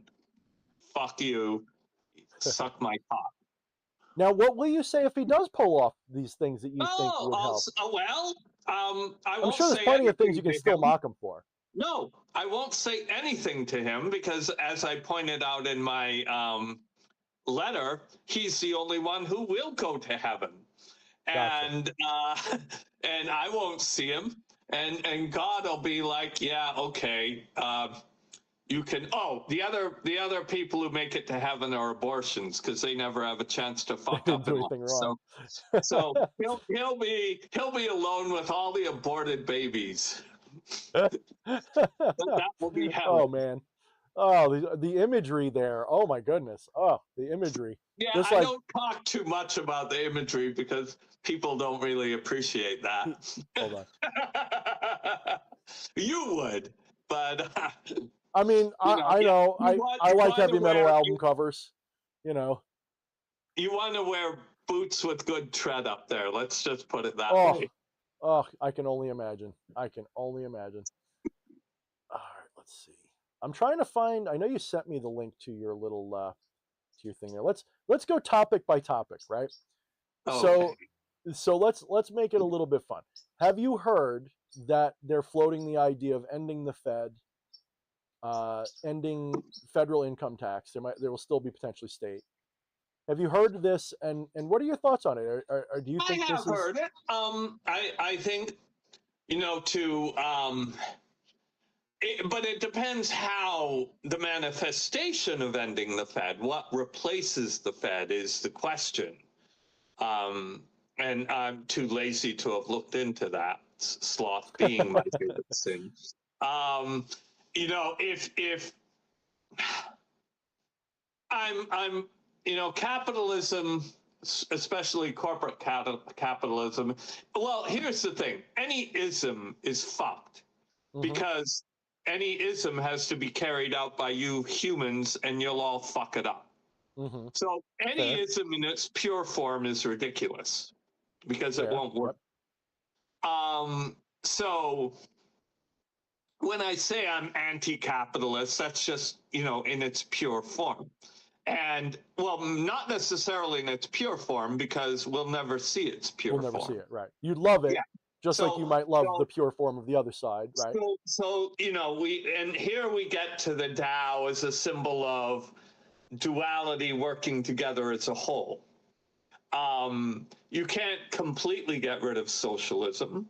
I mean, you wouldn't have an army. You'd have to have in pure capitalism, you'd need mercenary forces, and we saw what BlackRock did in Iraq. Not very pretty.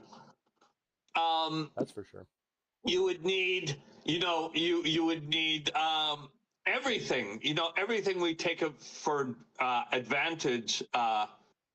Not take for granted that socialists, like our garbage disposal, the police, the army, all these things. These are socialist manifestations.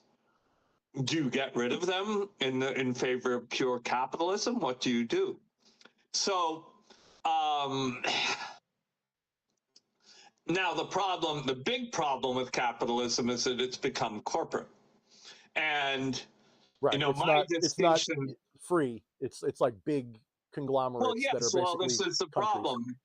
free capitalism requires that everybody has the same information, and Mm-hmm. that never happens, Right. as I said before. And the degree, I mean, look at Goldman Sachs. They have proprietary software that lets them make stock transactions faster than anyone else. Mm-hmm. Mm-hmm. Now Um, here's the way. So let's touch on that for a minute.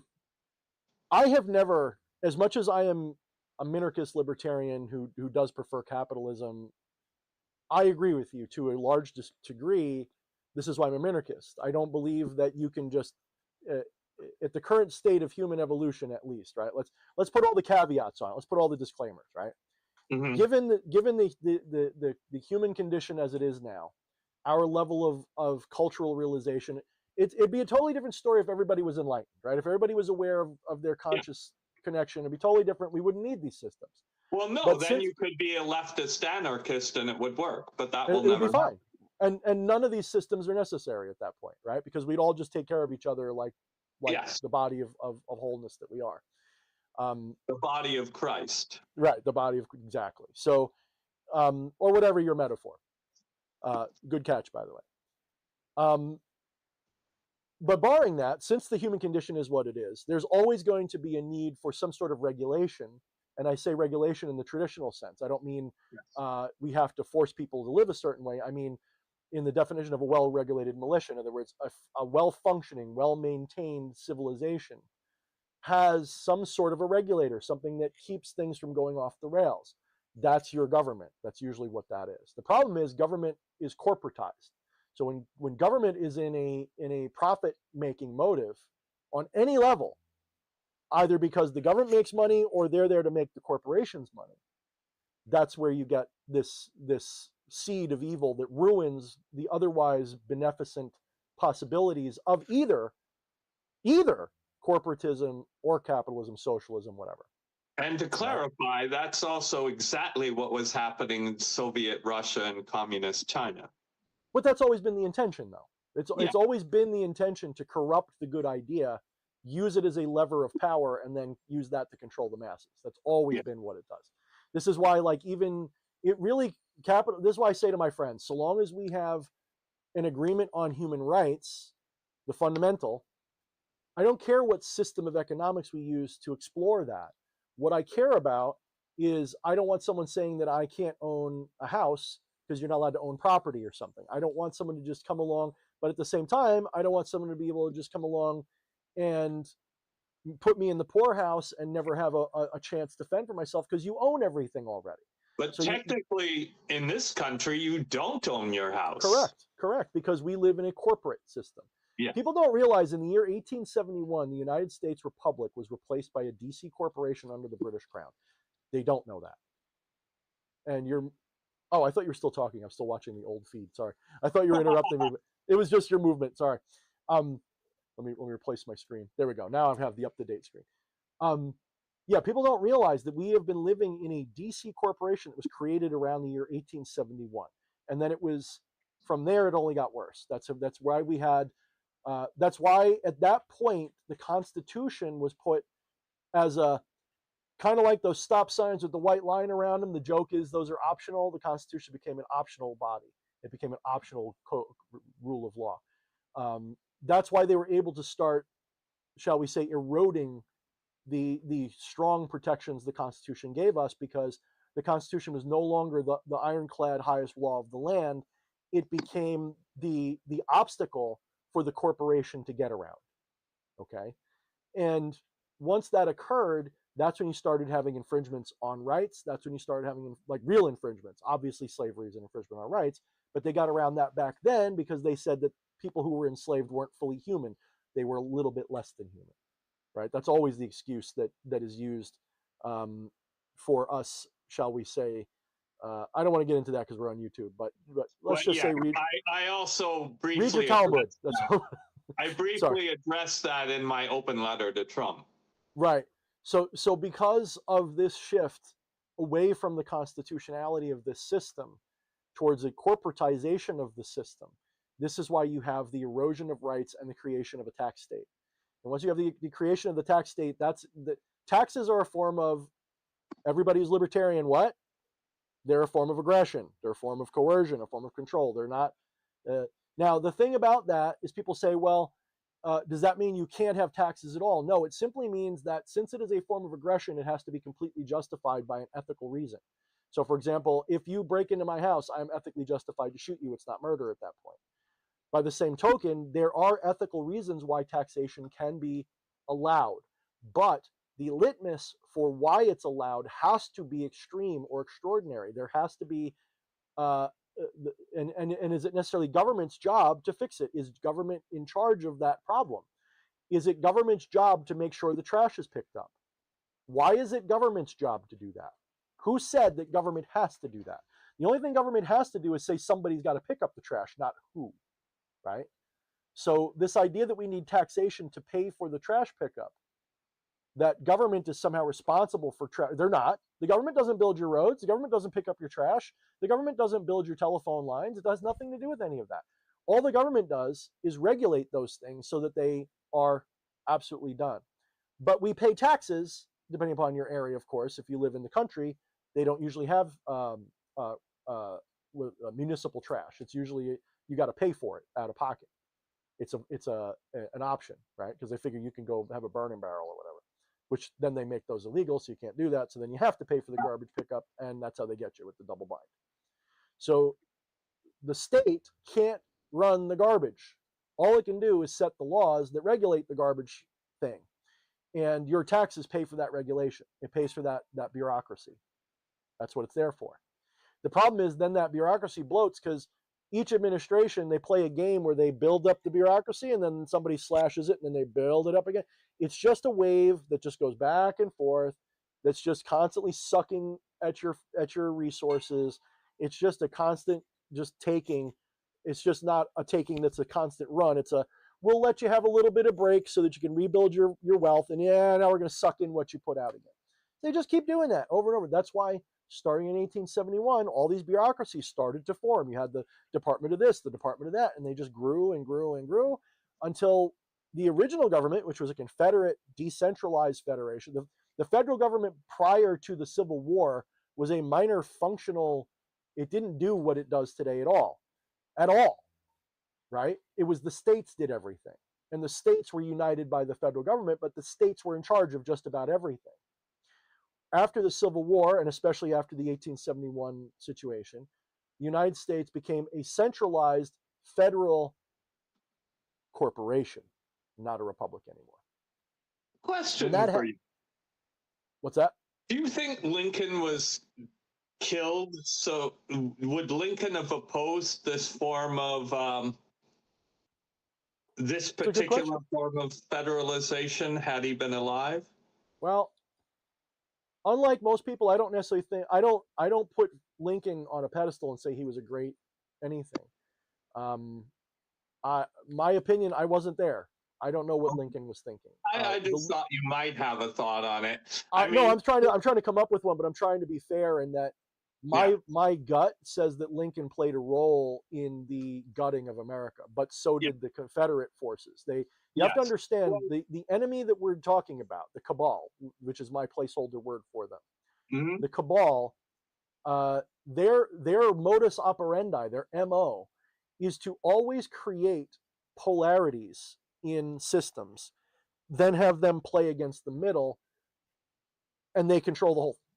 So this was, I will say, the whole failing of the United States, that when they declared their independence, they kept slavery. And this led to the federalization, 80 years later, that has now doomed America to the state that it's in. But see, that's the sickest part of this, is it wasn't even slavery that did it. It was the central banking system. It was their intention to create a central banking system. The slavery was the excuse. Well, yes, but Hamilton is a lovely musical. What's your problem? So when the United States was founded, just like right now, what's happening right now, even if you believe like I do, there's a white hat operation to liberate the world, there's always going to be a little seed in that, there's always going to be a few black hats that sneak through the gate, and they still have some power, and they still manipulate. So when, let's say, Trump resets the system, and it's not Trump, I always say that as a placeholder. Yes, fine. When you have Trump, the placeholder, the egregore, when Trump fixes all of this, when this is all changed, there's still going to be corruption, there's still going to be problems, and there's still going to be the cabal somewhere. And some of them will be quote unquote from Trump. He's not perfect. Yes, correct. He'll go to heaven if he fixes the majority of the problem, but he'll still be an asshole. Yeah, correct.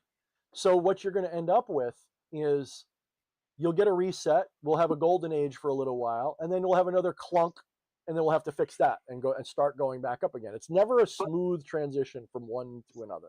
And you raised an interesting point, because Hamilton was strongly opposed by Andrew Jackson, but Andrew Jackson was also a terrible human being. Yep.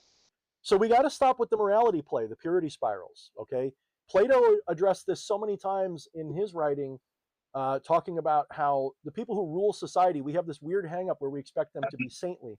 No, they have to be cutthroat. We don't pick we pick people, unfortunately, that are going to get the job done, not people. What are you saying about Barack Obama? I like my YouTube channel, even such as it is, so I'm going to keep my mouth shut till it's all brought out in the open, but you'll find out. Well, that was, as you know, a pointed joke. Yeah, yes, because I mean, everybody with 2 brain cells that are functioning and firing in correct timing understands that he is obviously a puppet of the cabal. He always has been. Yes. Same thing with Bush. Not a puppet, an operative. He's very skilled. That's fair. Yes, that's a better word. I agree. He willingly does these things, not just like Bush Jr. That's fair. That's also Reagan was a puppet. That's all. Reagan actually was the first white hat. Then they shot him and they turned him into a puppet. Correct. Well, yeah, because guess who is behind that? His vice president. Correct. So when Reagan got in, he was actually Trump 1.0. He tried to do what they did now. Then they shot him. Then he became Obama 1.0. Okay. Yes. So that's why his second term was such shit compared to his first term. Well, people would say his first term had problems too, but my point is his intentions during the first term or so were great. Then the bottom fell out. Then you got Bush. And Trump, for all, if he does have the right intentions, it's still an uphill battle. But again, it's not about Trump. So let's remember, we're still thinking, when we're talking like that, we're still talking in everything is what we think it looks like on the surface. You're watching and have been watching. Remember, the Trump. Republic has been gone for close to 150 years or whatever now, right? So the Republic is gone. Yeah, it's a memory. So the president doesn't really do the things that we think they do. They're a functionary. They sign the documents. Yes, they make certain plans. Yes, they're supposed to. Do you think Obama entered the White House working on his own ideas? No. He was, as you said, an operative. No, not only was he not working on his own ideas, but that plane malfunction when his family was on a plane before the inauguration, it had a malfunction that had never happened before on that particular plane. That was his message. You follow our line or you're all dead. Right, because even these operatives, they have their own desires, right? They're not, they're loyal, but their loyalty has a price, or their loyalty has a limit, or their loyalty has a, they're like, well, what the fuck are you gonna do? I'm the president now. I can do what I want. They just remind you from time to time. Said Jimmy Carter. Said Jimmy Carter is a great example. So what I'm getting at, and we're doing a big weave here, what I'm getting at is when they created this country, just like a hacker who programmed Windows would leave back doors in, the people who program Windows left back doors into Windows. In the same way that they do that to programs, they do that with governments. You never create a government that's so ironclad you can't get in the back door and do something with it if you have to. Why do you think the White Hats were able to do what they did? There's always a loophole. There's always a back door. Hey, I'm all about back doors. That's right, baby. Slavery was one of those back doors. It wasn't the only one. It was just one of the back doors. Yeah. And slavery was in the South, it was not going to last. Okay, every reasonable historian says this. They all say slavery was not going to last for much longer. It had maybe a generation or two left, and it was going to have to stop. It was what's the word? Unsustainable. So it was going to stop eventually. Oh, not enough memory to open this page. What happened here? Are we still streaming? I hope we're still streaming. Um, Okay, so long as we're still streaming. Looks like we're still streaming. Okay. There we go. Top chat. Just want to make sure we're all working because it just disappeared completely. Okay, pop out. There we go. All right. Where was I? Oh yeah. So when Lincoln shows up, you have to understand that the cabal always creates two sides, plays them off the middle, and then plays favorites to disrupt everything to get control. mhm. So the Cold War. The Cold War is a completely manufactured operation. It wasn't really a war. That's why nobody nuked anybody. That's why there wasn't any real. It was really just a rebalancing and a creation of different power blocks that the elite could use. So you have the communists that create the need for NATO, and NATO has the need for this, and the military-industrial complex, and blah blah blah blah blah, and on and on and on. It's just a big giant egregore that they use to control society with, just like Christianity, just like any other wild fucking conflict that you can imagine. They engineer them. The only reason we have war in the modern era is I shouldn't say only, but the primary reason is because of them. If you got rid of them, you'd have brush fire wars, you'd have tribal wars, you'd have, third world wars. Like, in other words, you'd have, the Booty tribe and the Buntu tribe would be fighting, or you might have, maybe some South American countries that are, really just struggling. They might go to war for resources or something.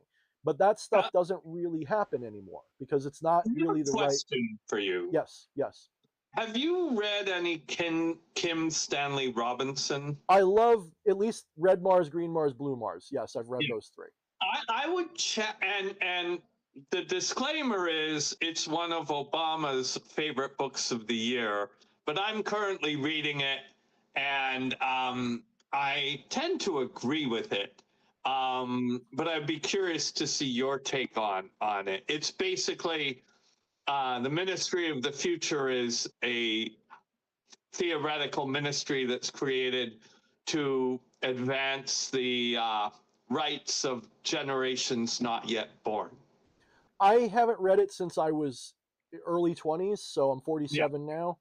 I, So I would be curious to see your thoughts on it if you my read. recollection was it was a voluntarist society, which to me is you're on the right track. It sounded like a form of socialist libertarianism, actually, if I remember it correctly. I could be wrong, but that's my recollection. It was kind of like You mean Red Mars, Green Mars, and all of that? yeah, like the Yeah. society that they Well, end up with. definitely has a socialist Slant, bent, yeah.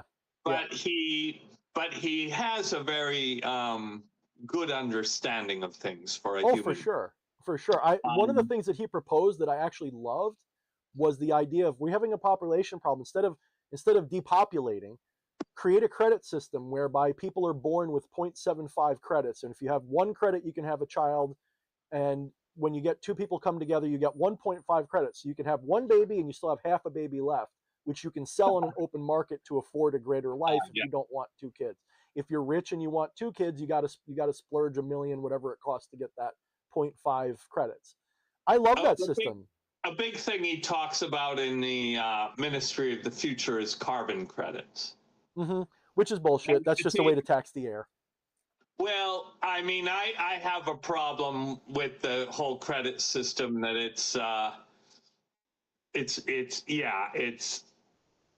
Let me actually cut out a middleman problem here. We are still thinking in mundane terms, as if we have to have these things. In other words, we believe. Let me start with the premise. Anywhere between 80 and 90% of everything you've ever been taught is probably a lie. Let's just use that as the premise, okay? If that's true, then what I'm about to say next will make more sense. Up until the 20th century, we lived in an agrarian society. whereby individuals didn't really need a state to exist. The only real function of the state was to keep out invaders, to enforce contract law, shit like that. We didn't need a state to live. Nobody did. You could literally just say, fuck you, New York, and travel 100 miles a little bit further west, and there's no states anymore. Build your little homestead and live, just make friends with the Indians and all that good stuff, and you're good. We can't do that anymore because everything's owned by governments and corporations, really. Yes. So we don't need government to live on this planet. We need government because government exists. That's the sad fact. You need government because government exists. In other words, right. So if we were all living in tribal structures anymore, that's not really government. That's family and clan. That's a totally different system. And you notice they don't usually abuse each other the same way. It's only when you start getting city-states like the Incas, the Aztecs, the Greeks, that's when you start getting human sacrifice and corruption and all that shit.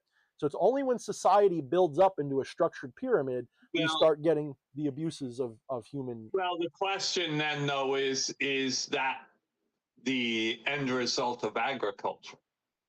Fair, as in right. agriculture is not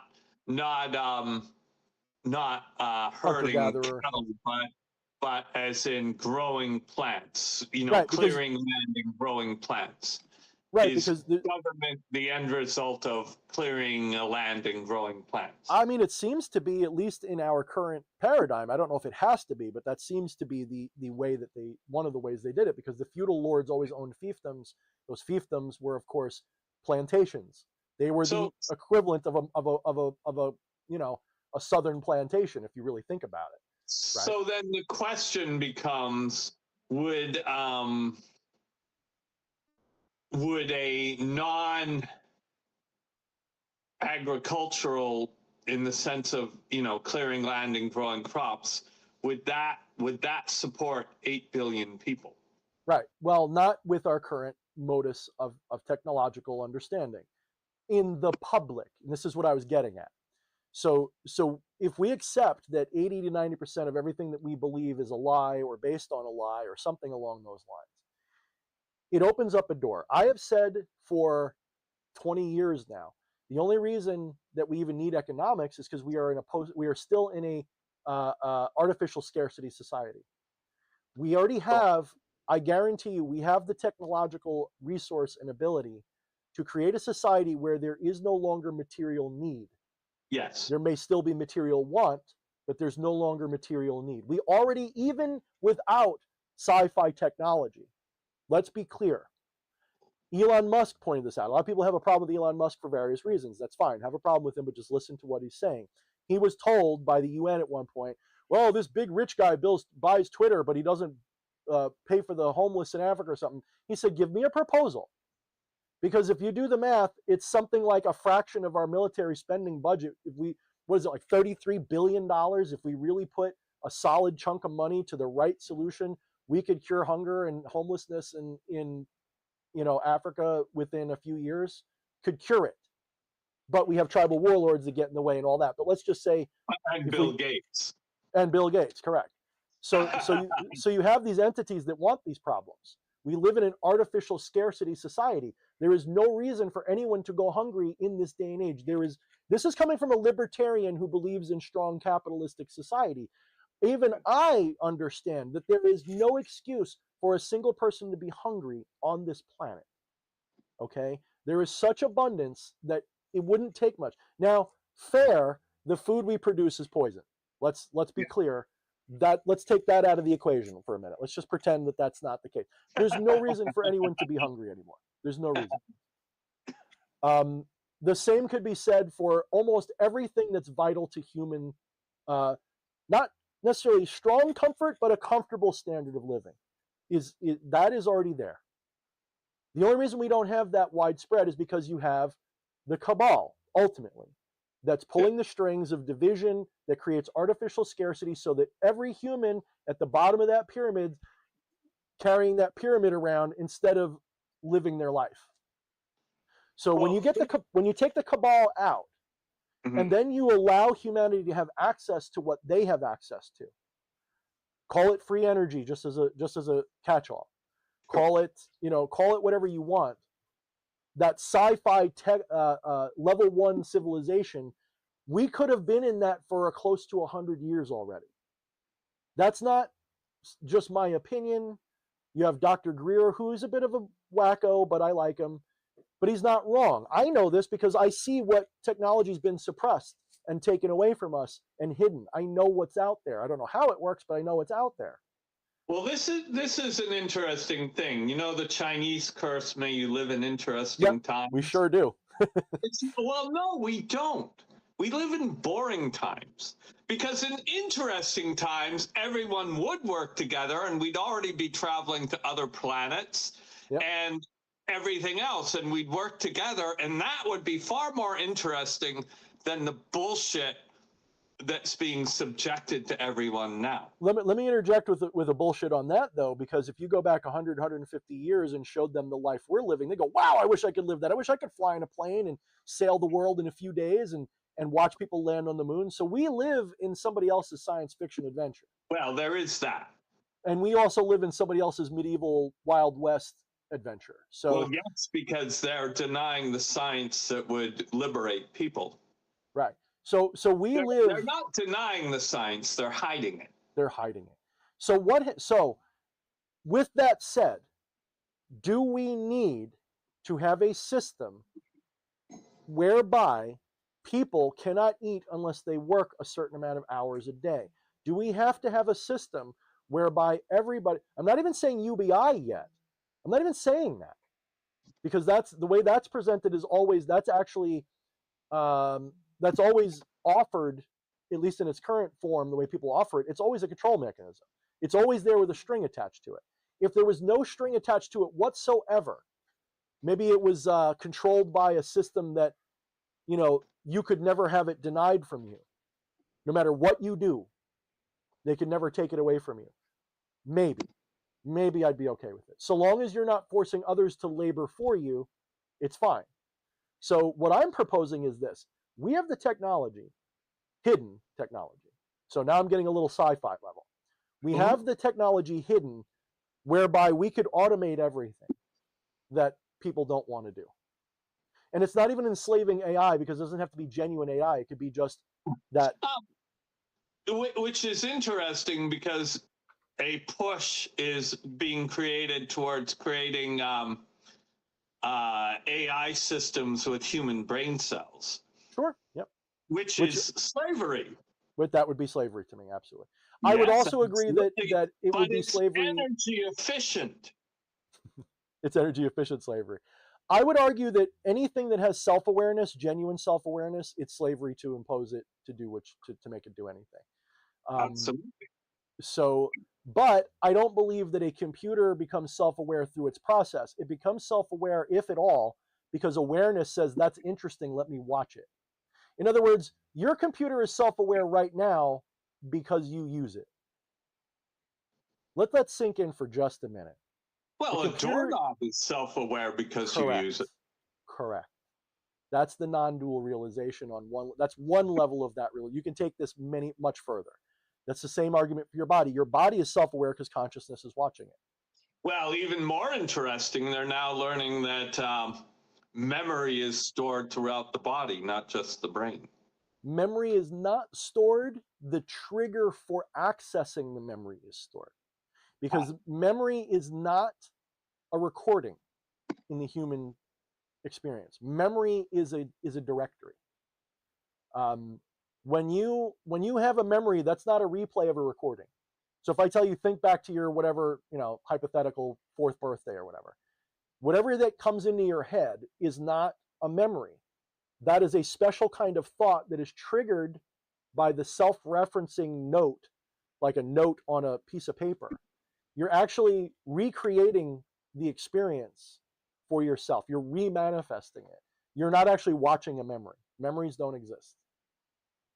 The physicality of that is just a way for it to integrate into this physical plane.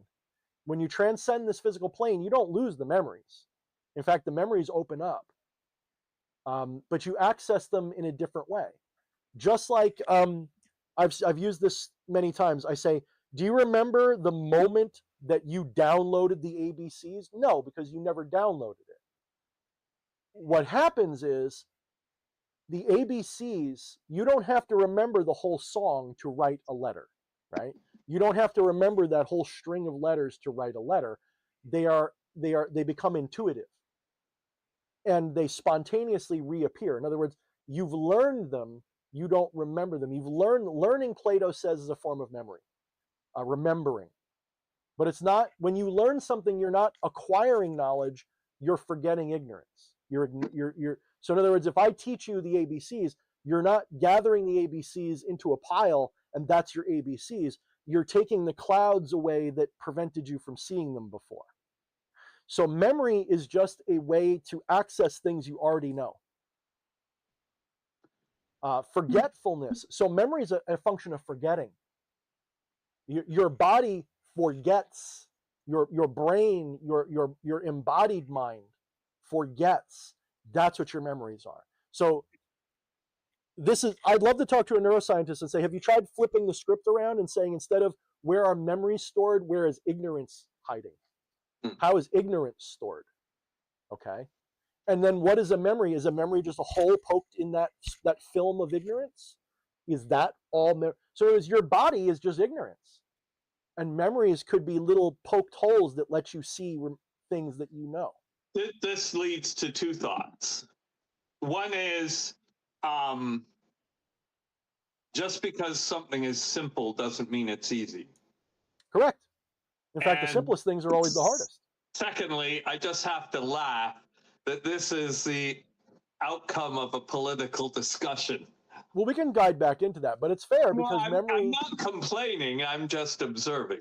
Yeah, no, I know you're not complaining. I'm just saying we can also go back to that because I'm fine going back to that too, because we can get a little too metaphysical. But going back to the source of this conversation. So what I'm proposing to you is that when we get far enough on the other side of whatever's going on, maybe a generation from now. So 20, 30 years, right? You and I will be either dead or walking around in walkers, or they release life extension and healing like I hope they do. And we make it to, like, maybe you and I will live to our mid-hundreds. You and maybe I? Excuse me? I'm saying our bodies. So maybe our audience. So maybe our physical forms will be permitted, given the technology, the ability to live beyond the 70, 80 that we live now on average. Yeah. Maybe by the time I'm 80 will be the new 60. And maybe by the time I'm 100, 100 will be the new 50. Yes. And maybe it'll start going backwards. And maybe I'll make it to but not if the cabal stays in control, because that's absolutely true. Right. So this is, let me give you a little clue that most people don't realize. The cabal's thing is this: as evil and fucked up as they are, one of the things that they had in mind was, we don't need people anymore because we have AI, we have free energy, we have life extension. We don't need humans anymore. They're a liability. Yes. What are we going to do? Just give them all free money? No. What are y'all just going to... So in the cabal's mind, we haven't earned the right to be human like they are. They think of us as subhuman. Well, maybe not me. I bet you if they listen to me, they go, do you know what my term for it is? What's that? Death by genocide by externalities. Okay. Would you care to elaborate? Well, it's all the wars. It's all the poverty. It's all, as you've been describing. Everybody could be fed, but they're not. Right. That's soft kill. Right. That's a soft kill. Yeah. It's a soft kill because it's harder to pin on them. Right. And and the project for the new American century was definitely part of the cabal. And I will use quotes. What Trump has managed is to turn the Republican Party from a transnationalist party into a nationalist one. Now, what happens with that remains to be seen.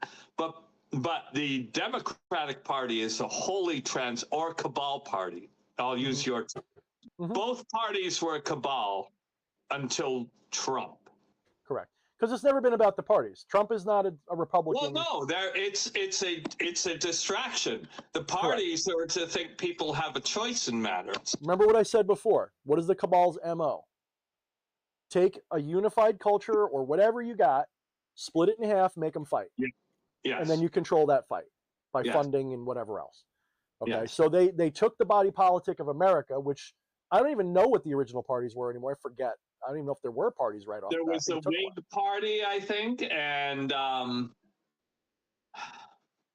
I think the Democrats existed. I'm lazy. I'll have The to double check. Republicans were late to the game. They came later. Even though You're right. They ironically call themselves the Grand Old Party. They are not old compared to the other No, parties.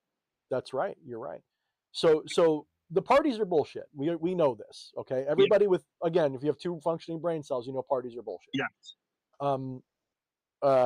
So Trump was by policy a capitalist Democrat or a soft socialist Democrat, like a moderate Democrat. His social views were always liberal, and they were the good kind of liberal, the Star Trek liberal. They've always been closer to that star. You know, if you watch the old Star Trek, they were very liberal, but they were still, by today's standards, very conservative. But I didn't see it that way. They were very tolerant. In other words, good liberalism is the conservative is just as respected as the liberal. The conservative is able to be conservative in a liberal society because the conservative is not allowed to tell other people they have to be conservative or else. So you get to act as, you can be as Bible thumpy as you want. You can be anti everything that you want to be anti, but you don't get to go around and tell other people how to live their life. Chekhov was a perfect example of that. Mm-hmm. He had a very, he would spout, Soviet propaganda, but everybody would just shrug it off. Correct. And they lived in a society, really well pointed out. So now your question was, what comes after the nationalism? Confederation. So the planet, I know for a fact its destiny is either because there's only one person left on Earth for about a week before he drops dead, there will be a one world government at some point. The question is, what form will it take? Will it be an authoritarian federal system? Will it be a decentralized system? Will it be a free will system? What will it be? The nationalist system, just like the city-states in Greece, where you could have individual city-states that were their own sovereign city-states, but they were all part of a collective called Greece that would come together in times of need or whatever. By the same token, the human species on this planet could set up a confederation or a system of nations which are no longer adversarial to each other, but they are completely independent. They are able to be completely, so they can all put themselves first, but not at the expense of others. Imagine a world like that. I would term that, however, as a patriarchy as opposed to nationalism. Because so, like, not patriarchy, by the way, because I know that's how it sounded, just for my audience. I know what you mean. So describe what that means. Well, the problem, my understanding of nationalism, it's someone who says my country right or wrong. Patriotism is, I believe in the principles on which this country was founded, and I will fight for that even if it's against the current government. So let me interject. Is that not what MAGA is? You say it's nationalist. Are you sure? Doesn't it sound more like what you're describing right now? Well, Trump himself. Now, okay. Well, Trump's a blowhard. Don't take his word. Like, not to criticize, but let me explain what I'm saying. Yep. Trump himself defined himself as a nationalist publicly, and don't just jump blind, react to what I'm saying. Trump is a con man. However, is he conning his own base to accept what he's going to do, which is against what they necessarily want, but which is in their best interests? That's what we're waiting to see. So I completely agree with your assessment in that there is such a thing as a benevolent con man. Go watch, Django Unchained, right? Yeah. There is such a thing as a benevolent con man. And just because the person's a con man, look, you could argue I'm a con man. The difference is, am I benevolent or am I just trying to extract resources from you as a dick? Well, So I'm not a con man. Anyway, so one could argue everybody's a con man, but I'm taking the analogy. I'm taking the point too far. Let me agree with you completely in that yes, Trump is absolutely a con man. Trump is the front man for a international. This is where a lot of people don't understand. They're missing a key ingredient here. They think Trump is just Trump and American whatever behind him. No, there is an international coalition, including China and Russia. And why do you think the Democrats were saying that Trump is a Russian asset? Because Trump is, I should say Trump and co. includes Russia as part of the operation. Why do you think that they're steamrolling Ukraine? If you understand the history of Ukraine and what they're really steamrolling, it's not what you think. They're taking out, some would call it the KZ Mafia, some would call it the Cabal. That's one of their strongholds. And it has been going back hundreds and hundreds and hundreds and hundreds and hundreds of years. It's where the origin of I'm going to be reductive here. It's not fair to do, but I don't have time to go in. You have to watch like hours and hours of documentaries to understand. It's the origin of, as we would call, Marxist socialism, communism. It's the Illuminati. That's the origin point of the cabal. Okay, in modern history, not in the world, but in modern history. That's where they said, let's do it. Let's take over the world. It started in that region. Don't call it Ukraine. Just call it Khazaria. Just call it Khazaria. Quick question. Yes. Have you heard of the Doukhobors? The what? The Doukhobors. Not by name, maybe by context. They were Christian. They probably were Gnostic influenced, but they were very not liked by the Tsar. And they were a communal system that the Bolsheviks actually learned from. Well, don't forget, the Bolsheviks are part and parcel of the cabal. The Bolsheviks are. Absolutely. Yeah, I'm not saying they're not. No, I'm just pointing out for the audience because they may not understand. So go ahead. Yeah, but the Doukhobors were, they believed, and this is why I earlier referenced Christ. They were a arguably Gnostic cult that was pushed to the Ukraine by the Tsarist government because they were pacifists, because they believed that the spirit of Christ existed in every human. And they had their own living Christs. And they believed in the living Bible, not the written one.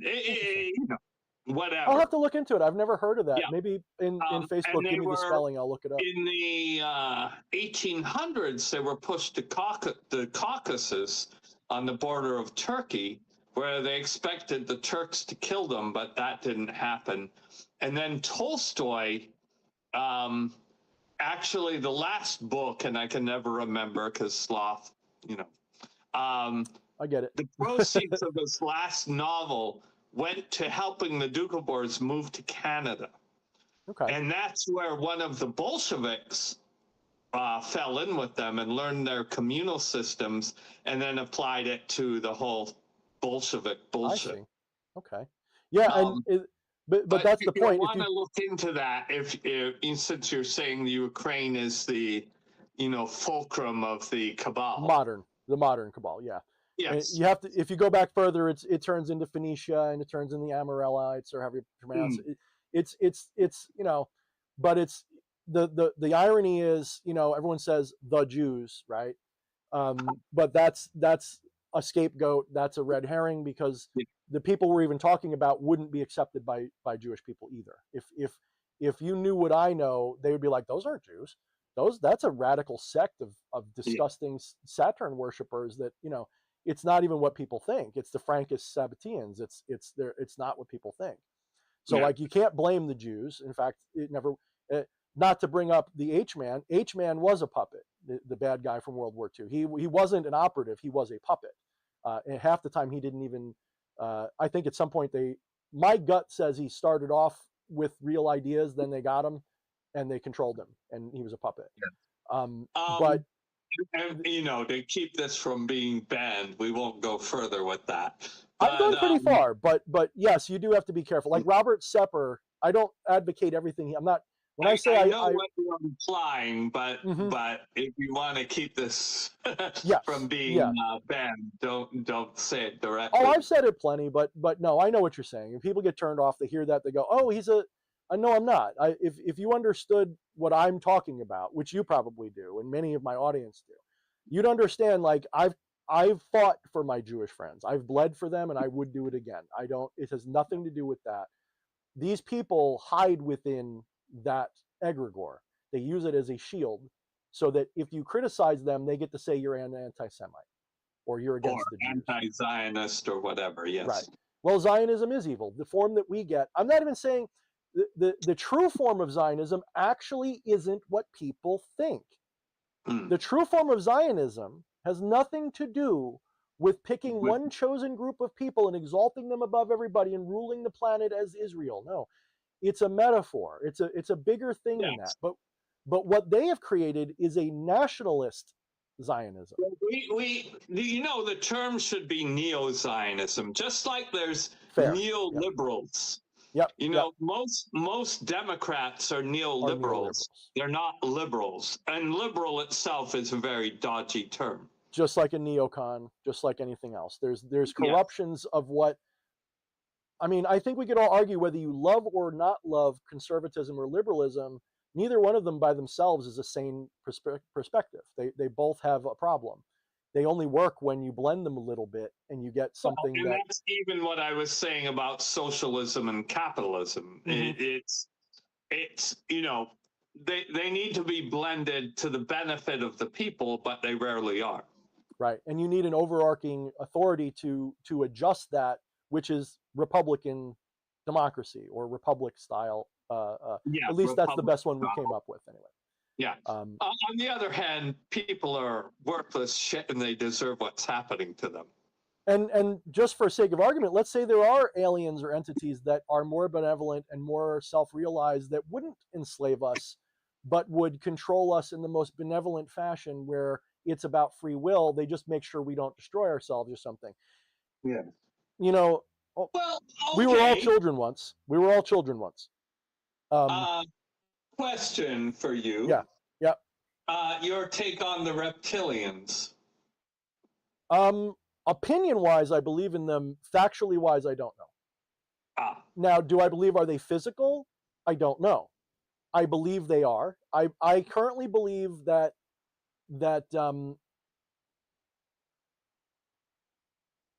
whatever they are, there is a physical expression of them in this dimension. I don't think they're just astral or mental or whatever. But at the same time, just like we are primarily astral, mental, and not physical, they are too, and they know it. What is your take on the planet Nibiru? Again, I don't know. I believe that a lot is part of my problem is just like anything, people will create these ideas to sell books. And Yes. they might start off with a very sincere perspective. We should take it seriously. But people, so my problem isn't the theories. I think the theories are fine. Even flat earth as a theory, even though I think it's completely wrong, it's mostly just fucking sophistry. The question is a fine question. There is nothing wrong with doubting round earth. I don't tell you. I love your formula, by the way. What's that? Oh, the little random numbers with the 42 is the answer? Yes. Well, and I don't know if you saw Madam X's comment. I did. It always comes back to 42. That is because there was an auction at the Iron Garden, and I had been bidding, but I stopped at the number 23, but somebody bid it up to 40, and I had to go for 42, and nobody surpassed that. Was it a good option? It was a spirit board. It was a different kind of spirit board than the conventional one, and a book on witches and some other stuff that I gave away, including a deck of tarot cards, because somebody else was bidding for that. Yeah, But Madam X she was trying to hang out a lot, and it's this time of year is wonky for me. I really fully yeah. intended to hang out this week, but then things came up, and I don't even think she Oh, knows I yet. would have totally tried to get you to do, in November there's the theme for the Iron Garden gathering is the multiverse, and I would have gotten you, but I know you're too busy. Do you So know how I much have that to would be up my fucking do it. wheelhouse? Yeah, I you have to do it. And I am I brokenhearted. But the yeah. problem is I couldn't sit down for that. I'd have to take over the whole thing because I'm a multiverse guy, big time. I love multiverse stuff. Well, you know, I mean, I would hand it over to you if you're going to I be won't there on I won't November be able to be 20th. there unfortunately because that's Black Yeah, Friday and or not. I forget. Is it I get it. either way it's the busy season. I won't be able to get it. No, I get it. I get it. And I didn't even bother you because I know you're Yeah. so busy. And no, I'm and still not even sure what I'm going to do next year because the way things are going, I'm sort of avoiding cities and I'm sort of avoiding public gatherings where people might be disgruntled because there's some people at IG that unfortunately I'm not talking to now because of posts and things. They don't, they're upset. So it's yeah. not their fault. By the way, I'm not saying that. I'm never going to name names. I'm not blaming them. I think they're hiding from me how badly my summoning Hitler went. Yeah. So I mean, and I also know like some things Madam X has told me. I don't know what's going to happen with everything next year. I don't want to lose contact with everybody though that I like. Like you, Madam No, I X, got you. Wolf Suna, and all those. You're I want to stuck I with want to me. continue our friendships outside of IG, whether I come Yes. back or not. And I would like to Yes. come back, but I want to wait till. Look, I can't even focus on my work. Besides my personal work, like my personal spiritual work, Yeah. I haven't been able to focus on my outreach that much in 2 years because I've just been so. I can't even describe what I've been investigating and doing. It Well, wouldn't. we should table this. We're trying to entertain your flock, Yes, that's and fine. they don't give a shit about any My of flock. this. You heard it here first, guys. Satan says you're my flock, so start paying me. All right. Um, the Kool-Aid, by the way, will be grape, just so you know. Purple, technically. And I have a question for you, because yes, I believe the two power factions are the nationalists and transnationalists, and the nationalists represent Putin. I've drunk too much wine. Who's the Hungary guy? Orban or whatever. Is that Orban or is Yeah, that Turkey? Orban. And then there was Bolsonaro, who is a complete asshole. What is your take on Putin as a nationalist? Putin is a body double in a mask. He was replaced. I don't remember what year, but he was replaced while he was in prison. His wife said so. Okay. He is run by the white hats, quote unquote, of their respective country. He has some independence. Don't get me wrong, but he is run by them. They're the ones who ultimately hold his leash. Everything he does it's just like Trump. Trump he's not enslaved to it. He's an operative of it, right? He's a willing operative of it. So Putin, everybody goes, oh, it's all about Putin. Here's the problem. The media always takes everything and misdirects you. So when they tell you it's all is black hat cabal. 100%, 100%. I don't think there's a vestige of it that isn't. Well, maybe now because okay. it's been. What about the Guardian or individuals like oh, now I can't remember. He was a Marine, he was a priest. Shit, I've drunk too much wine. I can't remember his name. Okay. Chris Hedges. Chris Who? Hedges. Chris Hedges, don't know. I consider them probably either gray or black hat too. You have to understand, I don't follow anybody. I take a 10,000-foot view, rooted in what I know from conspiracy land that I can prove or have enough evidence to believe. Yes. And I run it through a filter of consciousness first, understanding, and I allow my gut and intuition to take over, and it guides me towards the truth. And I haven't been really far wrong yet. So, well, may I interject an interesting thing? Mm-hmm. The most reliable source of information is a quote, what someone says, because anything else could be faked, whatever. But if someone said something and it's documented, you can rely on that information, but not rely on it in that they're telling the truth, but that if someone says something, they're either telling the truth or they're not. And if they're not, what are they pointing away from? Right, right. It's a point of access to the truth. And so regardless. you have to analyze things in terms of either they're saying the truth or they're not. And if that's the case, what are they misdirecting you from?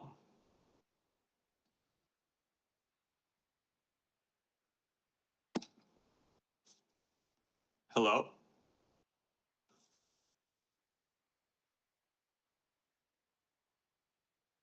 Oh, the cabal has intervened.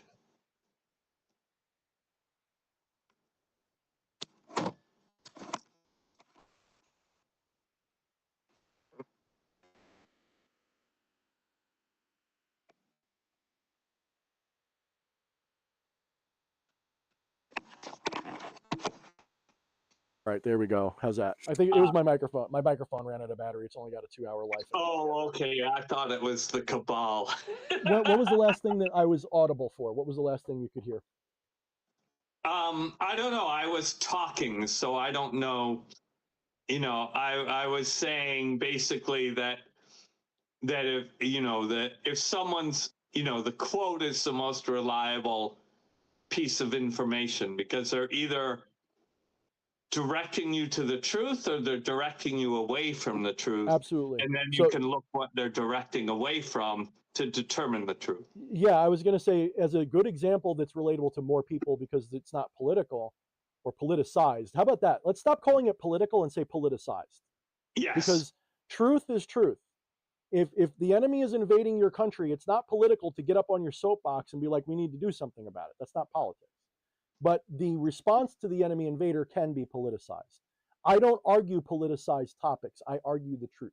Okay, that's my topic. People go, Thorne's talking politics. No, I'm talking about what you're blind to because that's unfortunate. Most people are sheep. But back to what you're saying. So I use the reference of like Neil deGrasse Tyson because Neil deGrasse Tyson, he slipped into Carl Sagan's old slot. And Neil deGrasse Tyson has been, his whole job is to obfuscate the truth since day one. He wants to present materialism in the most positive light possible. There is no spirituality. He doesn't say he doesn't think there is. He criticizes scientists that believe in those things. He criticizes them hard and says they're crazy. So Neil deGrasse Tyson, as an example, his job is to tell you the truth in a misleading way. So he'll tell you the best way to lie. Right. So he'll tell you the truth in a misleading way. He'll say Adam's molecule is this and that, but there's no aliens. It's never aliens. Are you kidding me? Are you fucking kidding me? You guys brainwashed me, not you. These guys brainwashed me for a while. When I first came on the scene, people, do you believe in aliens? Yes, but not here. Because I was living in materialism land where it takes, 1 billion years to go a light year. You know what I mean? So I was like, and if they have the ability to get here quickly, why would they bother with us? Because I didn't have the full story yet. But as a child, I believed that aliens were here. In fact, I had encounters with what I believed were aliens as a kid. But I just chalked those up to hallucinations or whatever as I became an adult, because that's what one does. We've all got weird supernatural experiences when we were a kid that we were talked out of believing in, right? Everybody does. And there's not a single person listening to me that hasn't had a paranormal or supernatural or otherwise untoward experience that doesn't fit the materialism box. But because they grew up in this society, they eventually rationalized it away as a trick of light, a misunderstood swamp gas. And a lot of the times that is the case, because a lot of the times we jump to conclusions because we've been conditioned to do so that as well. But so these motherfuckers, they'll tell you there's no aliens. Of course there's aliens. But are they aliens or are they spiritual beings? What are we talking about? We have these definitions. They're illegal. We have these, right? We have these definitions that we've been taught. Again, here's a problem with modern society. Human beings have been conditioned to reify our definitions as if the map is the territory. We are taught that our model of reality is reality, when in reality, that model is just what we use to interface with it in an effective way. Reality in other words, language. Language, it's all nama rupa. In Indian philosophy, in the non-dual philosophy, they call that nama rupa, name and form. It's an overlay of Maya. We overlay nama rupa on top of Maya because Maya manifests with certain given patterns. The question is, are those patterns intelligent or are they random? Or are they both? Why not all the above? It doesn't matter. All of these are concepts. None of them are true. They're just models. Every idea, even non-duality, is an idea. You actually, the final step of non-dual realization is to transcend non-duality itself. To just, it means nothing. It's just a words on your mind. When you get rid of that, you just exist as a non-dual entity. There's no concept. So when I'm in a deep, deep state of Doria, there's no words in my head going, I'm non-dual. That's gone. It's just, I am the ocean instead of the drop that fell into it. I'm both. I'm the ocean and a drop in the ocean at the same time. There's no thought process. There's no reason. There's no thought. There's no thinking. There's no logic. It's just existing. And you're aware of that existing, and it's blissful. It's wonderful. But that's going too far. The point is that we overlay all of this on top of this experience and then treat that model. You've probably heard the saying, the map is not the territory. We are taught from a young age to confuse the map for the territory in politics, in science, in spirituality. Christians think the Bible is spirituality when it's really just a pattern you can follow to realization if you do it right, which you don't because you're taught the fake version. As I say, there's many truths in the Bible. That doesn't mean everything in the Bible is true. Right. Well, even if it was all true, it's presented to you in a fictitious way. Because Americans and everybody around the world, you don't have access to the original Christianity. You have access to what the Catholics and the Protestants left you. The closest you get is maybe some apocryphal works like the Nag Hammadi Library. Even that's just if you really put two and two together, you realize even the Nag Hammadi stuff, that's just another little eyelash worth of the truth being dropped in. The Vatican somewhere in the basement knows what the truth is, and it's not what they tell you. Are you familiar with the book, The Case for Christ? No. The guy who sued, the lawyer who, sued against Pinto for the cars that would get rear-ended and blow up and kill people. He wrote a book called The Case for Christ and other books. I'm not very well read or researched, that's the irony. Yes. Well, I read the book and I'm drunk, so I can't quite remember what my point was now. Wait, if Satan gets drunk, does he act more like God? Is that what happens? So what? When Satan gets drunk, does he act more like God? No, I act more like a drunk. Oh, okay, fair point. And God is drunk with power, but it's different. I was going to say just like God, but I was going to just let you cook. Just go. Yes. Where was I going with this? The guy with the Pinto book about the case for Jesus. Yeah, but you were saying something, and I was responding to it. What were you saying? I was saying we don't have access to whatever real Christianity was supposed to be. We have access to what they wanted it to be. So this guy was. It's an interesting book as a study, but one of his main premises is, what if all supernatural occurrences in the Bible are real? Mm-hmm. But then he doesn't go on to say, well, what if they're not? What if those supernatural occurrences aren't in accordance with what was written in the Bible? That was one of his acts of legerdemain. So what he was probably getting at, and what I ascribe to, is the cargo cult theory, which is this. First of all, you have to recognize that any religion worth a damn is multidimensional. By multidimensional, I mean you have the surface story myth, which in the Christian sense is, Moses freed the slaves and blah, blah, blah, blah, blah. I'll cut you off. The exoteric and the esoteric. Correct. Very good. But let's keep it, let's fully explore that. So the exoteric is the mythology that people are patterning society over. So that's deism. So the deist, for example, the Christian deists that formed this country originally, and I think the ones doing it now are also deists. They're using the Christian egregore as a pattern to help society evolve, but they're not really Christians. No, they're Masonic. Right. Usually, well, actually, in this case, we're talking Templars now, probably. Yes. Which Masonry is a subset and was corrupted.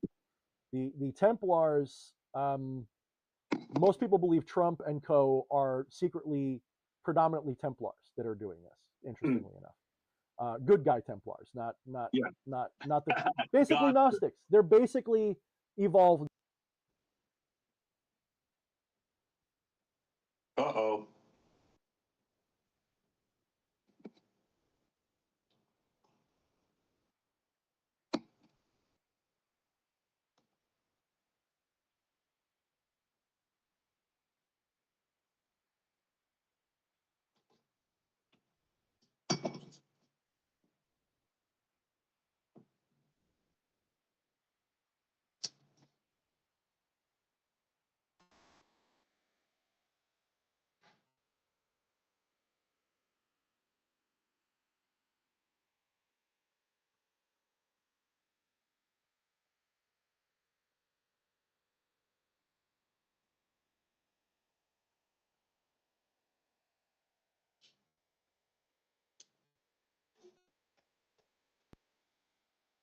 Yeah, we might have to end this here. I think my microphones are out of batteries completely. Let me see if I can do this plugged in. Will this work if it's... I'm back. Are you there?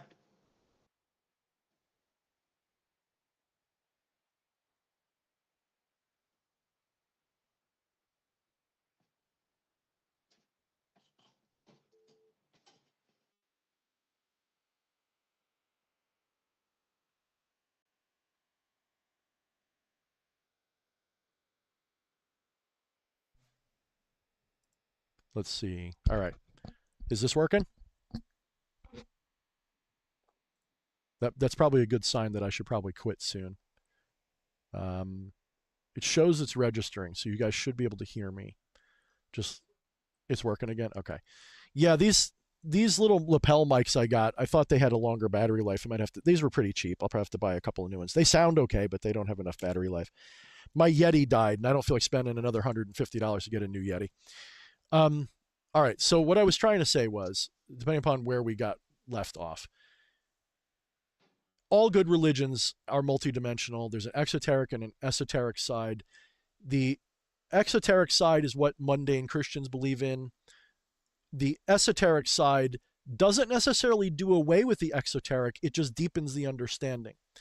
The ultimate understanding, in my opinion, is that all modern religions are just what you would call late stage cargo cults. You know, you've heard of like late stage capitalism, which is corporatism, late stage communism, which is authoritarianism, late stage any ism, right? This is late stage cargo cultism. And what that means is long ago, a lot of these events have an origin in truth that has been lost to history and human collective conscious. Whoever still knows it doesn't tell anybody. They keep it secret. The current pattern that I like, the current model that I like, is that all religions are patterned off of real things that happened, but then are conformed to a combination of mystical and societal teaching. So, for example, the Tower of Babel story. A lot of people, they just are happy to take the Tower of Babel story and think that that's a story about how God confused our languages, and that's why we have Chinese and English and Greek and all that. The reality is, in my opinion, the Tower of Babel story is an example of when the powerful ones, the Elohim, which is not a singular, it's a plural, the Anunnaki, essentially. Because there's a guy, Paul Wallace, who does a great job. He's got that Italian translator who's been retranslating the Bible correctly, using the correct words, where Elohim is a plural verb. It's a plural word. It's not a singular. It's not God Elohim as in one thing. It's the gods. It's the family of gods. The gods don't mean what you think they mean. In the most ancient understanding, people didn't think gods were just these ethereal things that make the world work. They were people like us. They just lived a long time. They had a lot of powers, a lot of technological powers, a lot of intelligence. They were what we today would call an alien. Does that mean they are aliens? Here's the other problem. We call them aliens. What's an alien? Are we sure that's what they are? So let's take our linguistics aside and just aim at the thing we're talking about. Those people came here, interacted with humanity, which was already being interacted with by another higher power, probably. Go watch 2001. Kubrick wasn't working from whole cloth. He didn't make that shit up. Kubrick was an insider. That's why do you think he had, Eyes Wide Shut and all that shit? Or not Eyes Wide Shut. Whatever movie it was and they killed him for it. He was an insider. He knew. So watch 2001. The obelisk comes down, boop, and the monkeys all, suddenly figure out tools. Dude, that's not supposed to be a fucking rectangle. It's supposed to be a Saturnian black cube. Understand that.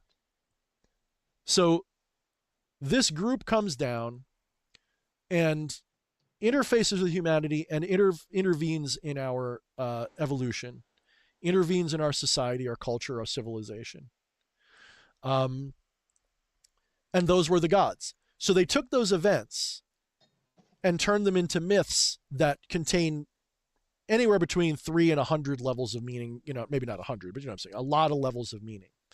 The Tower of Babel story is multidimensional, and one of the dimensions is that humanity was getting uppity again. We were starting to build up our civilization. We were starting to unify. We were starting to become a threat to them again. Not because they're good or bad. We were just becoming uppity. We were able to, and we weren't ready, or maybe we were challenging them. For whatever reason, they used their great power to fracture us again. But what they split up wasn't our language, it was our culture. They broke our culture apart. They did it most likely psychically. Somehow maybe they just reset our civilization. Maybe they hit us with another cataclysm, whatever they did. And that isolated people. And so they all had a piece of the old understanding of the truth. When they had a united civilization, they all had a unified understanding of metaphysics, science, etc. Then they crushed that society and scattered it. And then each piece of that, left to its own devices, came up with their own expression of the same truth. Some of them forgot things. Some of them kept certain things. And so this is why if you go to the Far East, you have the Taoists.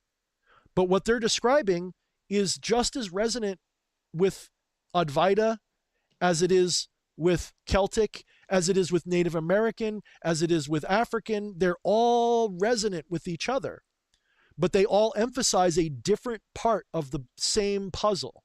And some of them have lost the plot. And the ones that completely lost the plot are modern Western traditions, because those have been the most influenced and controlled by that same group that we're pointing at in Khazaria, Ukraine, the Cabal. That same group got their fingers in it and took out the real meaning of Abrahamic tradition and Christianity and twisted into a system of control instead. So just like in ancient society, for the average citizen of society, the farmer, the policeman, the soldier, you're given the exoteric religion, which is only meant to keep you in line. Why? Because they know you're profane. In other words, they know you're an ignorant animal. You have to understand, there are humanoids on this planet who look just like every other human, but their bloodline is a little different. Some of them are more mixed, some of them are not. There are human beings, they're all humans, they're all humanoid, but there are humans that are closer to monkey, like talking monkeys. And then there are some that are self-realized. Now, a talking monkey can self-realize, but a talking monkey is easier to trick into thinking they're a talking monkey. But some of these beings are, some people, maybe one of you. You might not know it, but deep in your ancestry, you are a mixture. You're part of that admixture that includes we might call them elves today, right? Our mythology might call them elves. The elves are a crossbreed between the gods, sort of, because you also have the Nephilim, which are the giants. But you have different crossbreedings between different extraterrestrials.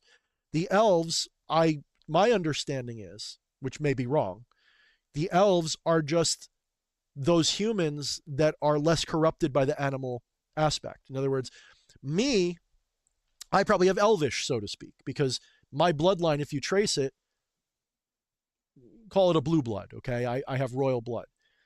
And not like rich guy royal blood. I mean like royal. Anyway, I won't get into it. But I still have a monkey component, right? Just because we all do.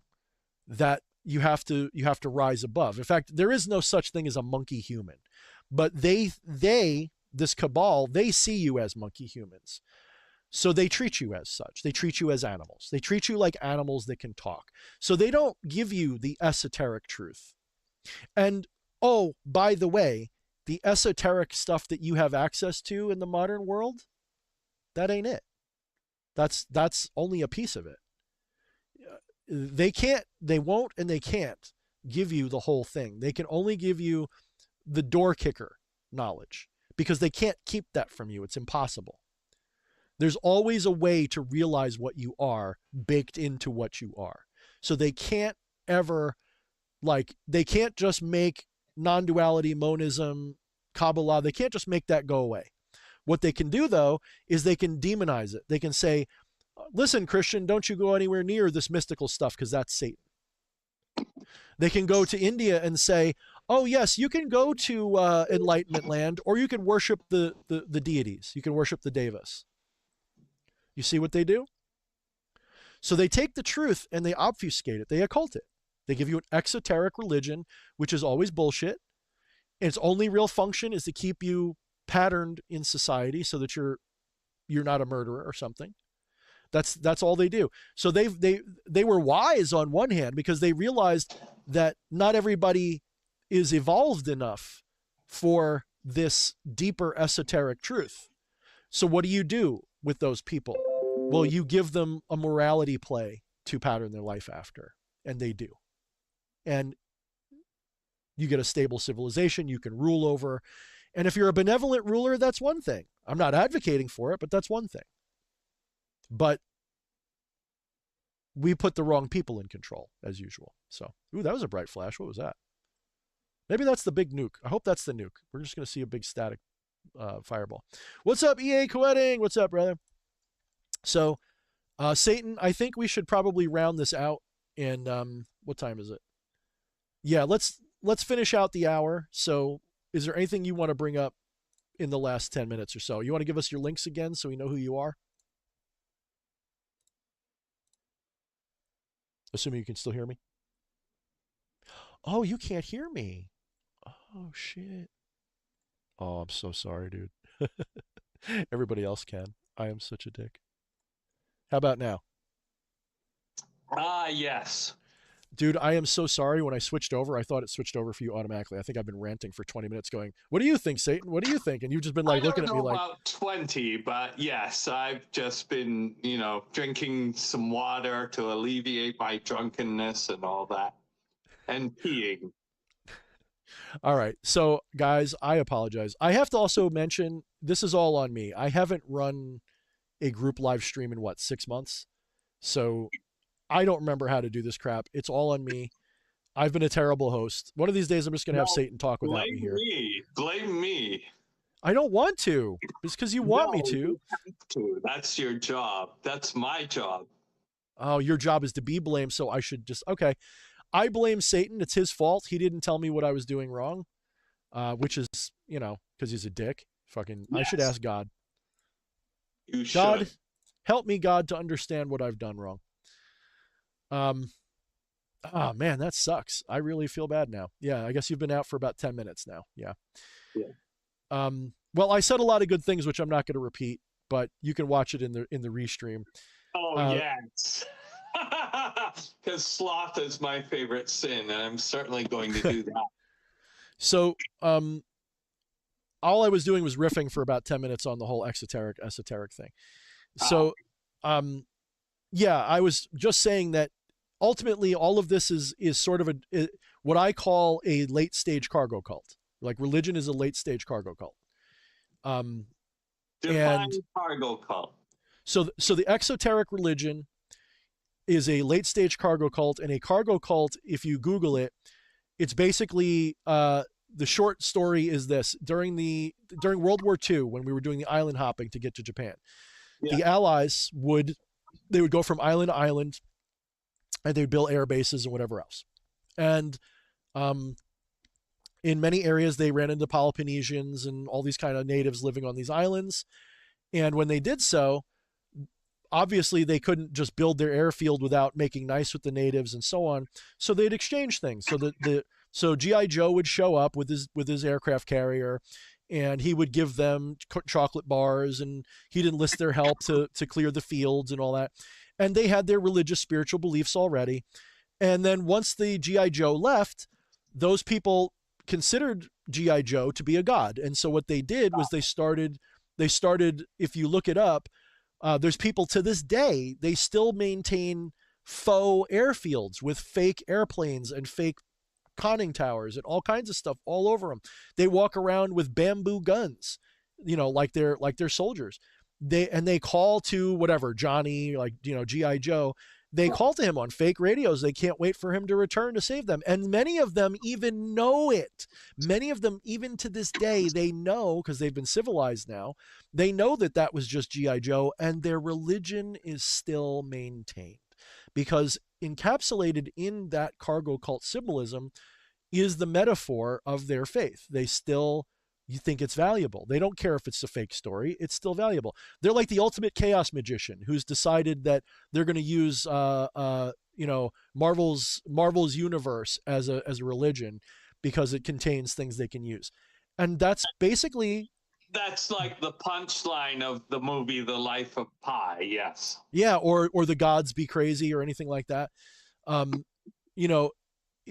Modern religion, and I mean exoteric religion, is a late stage cargo cult, nothing less, nothing more. Yeah. Esoteric religion, the further down you go, the less cargo cult it becomes. Right. You start getting the truth. Now, one of the problems with us is the only real truth that matters is the deep mystical revelation. Once you get that, everything else is academic. So the question of what were the Anunnaki, I want to know just like everybody else, but it's academic to me. Angels, Yahweh, Saturn, astrology, academic to me because I got the point already. Even me. Fuck you. Even you, Satan, you're academic to me. You're egregoric. I don't care about you. You're fun to play with. Hell, well, then it will be a little different. Well, when I get to hell, I will be too busy acting like Jesus, and that's my punishment, is I'll be down there trying to save everybody and trying to wake you all up. And you're just going to have me yelling at shadows that I think are people and trying to wake them up. And then it's really... You don't yell at the real people and they still won't wake up. That's fine. That's, again, I'm already living that. It's fine. Exactly. Like you said, I won't know I got there. So you're not wrong.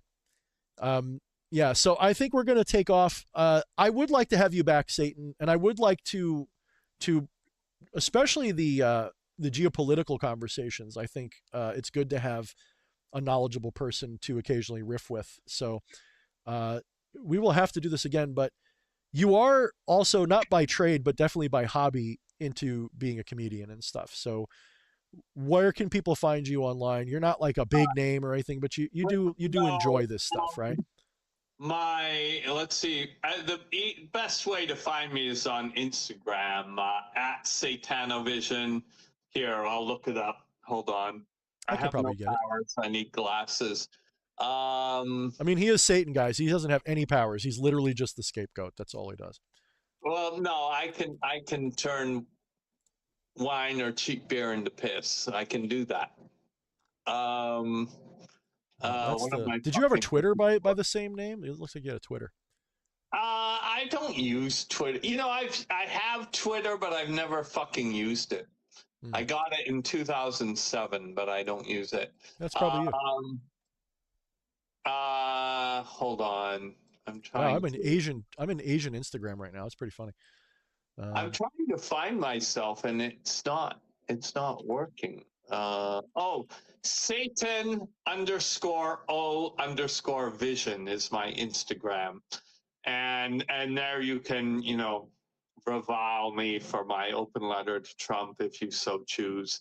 I'm And trying to there's find a other link. shit where Satan I endorse the _O guillotine. vision. And on Tuesdays There you go. every Found it. week at 1 and 1, which is First Avenue and First Street in the Lower East Side. It's a bar. In the basement on Tuesday nights, again, I judge comedians. I'm the regular judge, so I'm almost always there. So if you want to, you know, come there and punch me in the face or whatever. He's very punchable, by the way. I've hung out with him in person. He's very punchable. I know a little bit of martial arts, but yeah, I suck. But you're a lazy guy, so you probably just let me hit you. It's not even that you're turning the other cheek. You just, yeah, whatever. Oh, well, I'll try to lazily deflect you and then like throw you to the ground and stomp on your head. But I might Have you not. ever seen Kung Fu Hustle? That is the ultimate martial art movie. I would agree. I would say the only one that comes close would be Last Dragon with Bruce Leroy. Those two are probably the first. Oh, that's a great movie too. But the first 20 minutes are horrible. But that's part of the metaphor, because if you see in the very beginning, it's about a caterpillar turning into a butterfly. Oh, absolutely. Yep. Um, So I was going to say, you know, the lazy guy, the husband. So you're kind of like the lazy velour wearing, you know, silk bathrobe wearing husband of the Lion's Roar lady. You're kind of like her, like him. I mean, you know, I guess. Like if you fought somebody, you wouldn't really punch them. You just kind of just slightly move and let their fists slide across your silken vest. The idea is to slightly move and then punch them and kill them. Oh, I see. Okay. With his little move. Well, you'd probably like the what is it, Full Metal Alchemist, when they did the one that's closer to the comics, the one that's closer to manga, where Sloth is this big dude with a big pair of fucking heavy weights on his arms, and he's actually really fast. He just doesn't like to be. So so he wears these weights, and when they take him off, he's suddenly faster than everybody. So you're probably like that. You're probably I don't want to. Are you familiar with you're familiar with oh fuck, I'm drunk. I am familiar with oh fuck, yeah. Happens to me all the time. What's the now I can't remember the name, and it's such, you see it all the time in the martial art movies. Wing Chun. Okay. Have you heard of Xing Yi? No. Xing Yi is the slow version of Wing Chun. Oh, okay, so sort of like Tai Chi is the slow version of okay. Well, yeah, but they use the whole, I mean slow as in not slow, but as in slow to learn. I see. Okay. They use the whole idea of the center line, the first, second, and third circles, and the 5 elements. But Wing Chun you can learn quickly. Xing Yi not so quickly. I see. So what you're saying is you've devoted decades to learning something that doesn't really do much yet, because you still have to go another 100 years or so. Well, and because I'm a lazy fuck and haven't learned how to do it. Yeah. It sounds like it's bad for a lazy fuck, because I guess you're right. I guess it's perfect for a lazy fuck. It's the longest one to do, and you're not doing it much. So you've got eternity to learn it, so you get to enjoy it for eternity. It's made me twice as loud, I will say that. Twice as helpless. It's amazing. Twice as loud, not twice helpless. as loud. Oh, loud. So what do you mean by twice as helpless? What do you mean by twice as loud? Describe twice as loud. You mean it's a core centered It's a core-centered martial art. So you're saying you don't fight people, you just yell at them, and that makes them stop? Well, there It's is a argumentative. lost power, which is to shout and stun your opponent. But I suck, so I can't do that. I see. Okay. Well, I'll have to look it up. It sounds like I'm missing a little inside joke. There are different spellings. Try looking up SHING-YI. It basically means oh, Xingyi. Yeah, okay. Yeah, Xingyi. Okay, well, yep. yeah, there's Mandarin versions and American versions. I'm talking about the original Chinese version. Gotcha. And they're different. So look up SHING-YI and Kenny Gong. Okay. Or, by the way, for people curious at home, HSING will also work because it depends, like you said, Cantonese. Well, it will work, but it won't be what I'm talking about. It won't be what you're talking. Okay, good. No, it's not. And they will say that my style has no lineage, and we will say our style is authentic. Okay. I'm pretty sure that's universal in martial arts these days. That's one of the reasons I don't get into it anymore, because it's gone back to just different cults arguing about who's got the better funk, and yeah. I don't care. Well, let's just say this. If somebody comes like this to you, is that more powerful than somebody going like this to you? No, absolutely not. And well, that's the difference. One of the differences. Mm-hmm. And I rest my case. Yeah, no, absolutely. But that doesn't mean that doing this sometimes isn't better. That's what I'm saying. That's where you get that yin yang flow of my way, your way, my way, your way. Exists, but when that's all you do. Correct. Yeah. Yeah. As a guy who originally learned Kempo, Shaolin Kempo, which was a bastard hybridization. That's kind of an oxymoron right there. It's a little bit. So it was through. So Shaolin Kempo, yes and no. I mean, it is, but it isn't. It's a blend of. It's like an original MMA back before MMAs were a thing, and so it's an old school hybrid art from the 80s and 90s. It was champion. It's not even where it comes from, but that's in America. You know, you go back to, and I don't remember the full lineage story because I don't really care. I grew up on the streets. I needed to fight, and that's what I picked up. I hear you. So Shaolin Kempo, as it was taught to me, originally we went with like Fred Villari, which is he's like a mafioso prick, whatever. But we eventually moved away from him and went back to closer to our roots, the studio I belong to, the dojo I belong to, and it integrated Shaolin Kung Fu with Kempo karate as well as Jiu-Jitsu, both Japanese, and in the 90s they started integrating Gracie style, BJJ. So I was well-rounded getting out of that. But they still taught everything off a right punch. So I learned it very well because I understood intuitively that not everything comes from a right punch. So I started realizing I was being taught a syllabus of techniques to show me how I could move my body and hurt you, and also how the enemy will move. And so I did the hard work myself. Nobody taught it to me because you're learning. Yes, we sparred constantly, but that step between that right punch and acting on it to, like, what do you do if it's a kick? No one told you that. So we had to figure that out. That's why it sucked as a martial art to learn back then, because you'd get really good at forms, you'd get really good at techniques, but they're all thrown off a right front punch. So you never really learn how to apply them. Comedy. Right. So, yeah. So what I had to do was I'd get home from school and I'd ask myself, well, what if they threw a kick? What would change? And not every technique would fit into that kick. And so I ended up devising my own fighting style based on the techniques I learned. So Shaolin Kempo taught you good techniques, but it didn't teach you how to apply them. Right.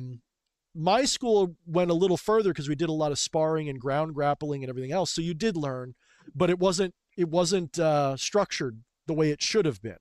So we had to improvise the structure. We had to figure out a structure to teach it in. And if you were to take my style from my childhood, grab me at my prime, at the best that I was, stack me against somebody with a better training today who is like a fraction of the amount of experience I had, it would be a decent fight. We'll just put it that way, because they're better trained today.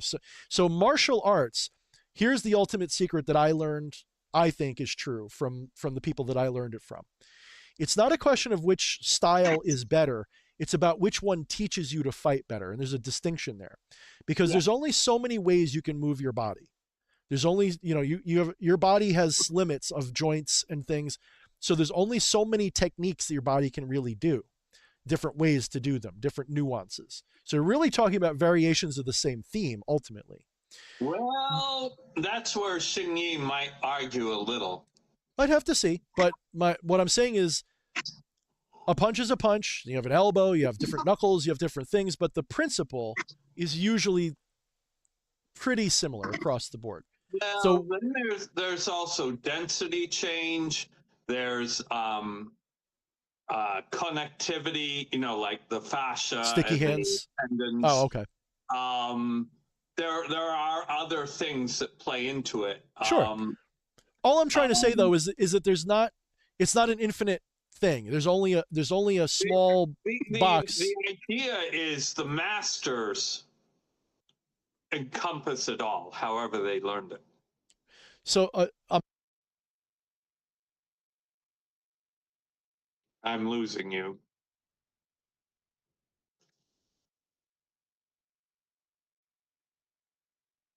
Is it working? There we go. I need to get a new Yeti, because these things they don't work without it. What I'm trying to say though is that the big difference, I mean, yes, it's obviously different, Kempo versus Wing Chun and all that. It's obviously true. But the real distinction between a martial art and learning to fight is the training method. A martial artist in the traditional context, they're learning the syllabus. They're not always being taught how to apply it. So when you go to my school when I was a kid, you were learning your ABCs. Nobody taught you how to spell. Yeah. Or they were teaching you to recite poetry, not how to write poetry. Understood. That's traditional martial arts as we know it. Not how it was, but as we know it today. Yeah. Obviously, if you go to China and you go to a Shaolin temple and they're beating the shit out of each other with it, different story. Yeah. But I'm talking about what we get distilled in our culture is not the real thing. This is why those MMA guys, as much as they can be assholes about it, they're not wrong. You go to a traditional school, you can learn, get to a black belt and literally get your ass handed to you by a day one student. I've done it. When I started martial arts, I walked in off the street and cleaned the clock of a brown belt within 3 seconds, because I was just better at fighting, because I had already been in some scrapes. But so I knew what to do while they hesitate, right? Because I didn't throw a perfect front punch. You know what I'm saying? Yeah. So that martial artist, he might know 25 billion ways to break my neck, but I've got to be conformed to what he's expecting. So that's why the modern MMA guys laugh at the traditional guys, not because but the disconnect is people think modern martial arts are better and those old martial arts suck. No, those old martial arts are where the modern martial arts are getting their routines from. They're just training it better. If you could train every day the way the ancient people did, remember the samurai, the ancient warriors, the monks, part of their discipline every day was to get up and train and fight. They would spar every day. They would do this every day. They would do training every day. If you lived your life revolving around fighting and learning the syllabus, then you'd understand that those old techniques are great. You just need more time to develop into them. I completely understand what you're saying. Right. But the argument against that is, well, then they're not effective because if it takes 10 years to get it. And I don't disagree, but that's not the point of those old martial arts. Those old martial arts were both to fight, but also to refine yourself through discipline and to learn. Let's say it does take you 10 years to learn the deadly dim mock touch, just as a joke metaphor. Now you can dim mock touch and literally win a fight just by poking a guy. Why wouldn't you want to learn that? Even if that's not where you start, why wouldn't you want that at the end of your journey? Of course you would. So those The ancient ultimate people. goal of martial arts is to learn how not to fight. Yes, but it goes even deeper. You're correct. But what does that really mean? The ultimate goal of martial arts is to recognize what you do with your physical body means nothing compared to what your will is doing in the situation, and to act, not react. The best fighters act, they don't react. Yeah. A good fighter is not about reflex. You can have the worst reflexes in the world and beat the daylights out of somebody who has the best. You just have to have the ability to control the situation.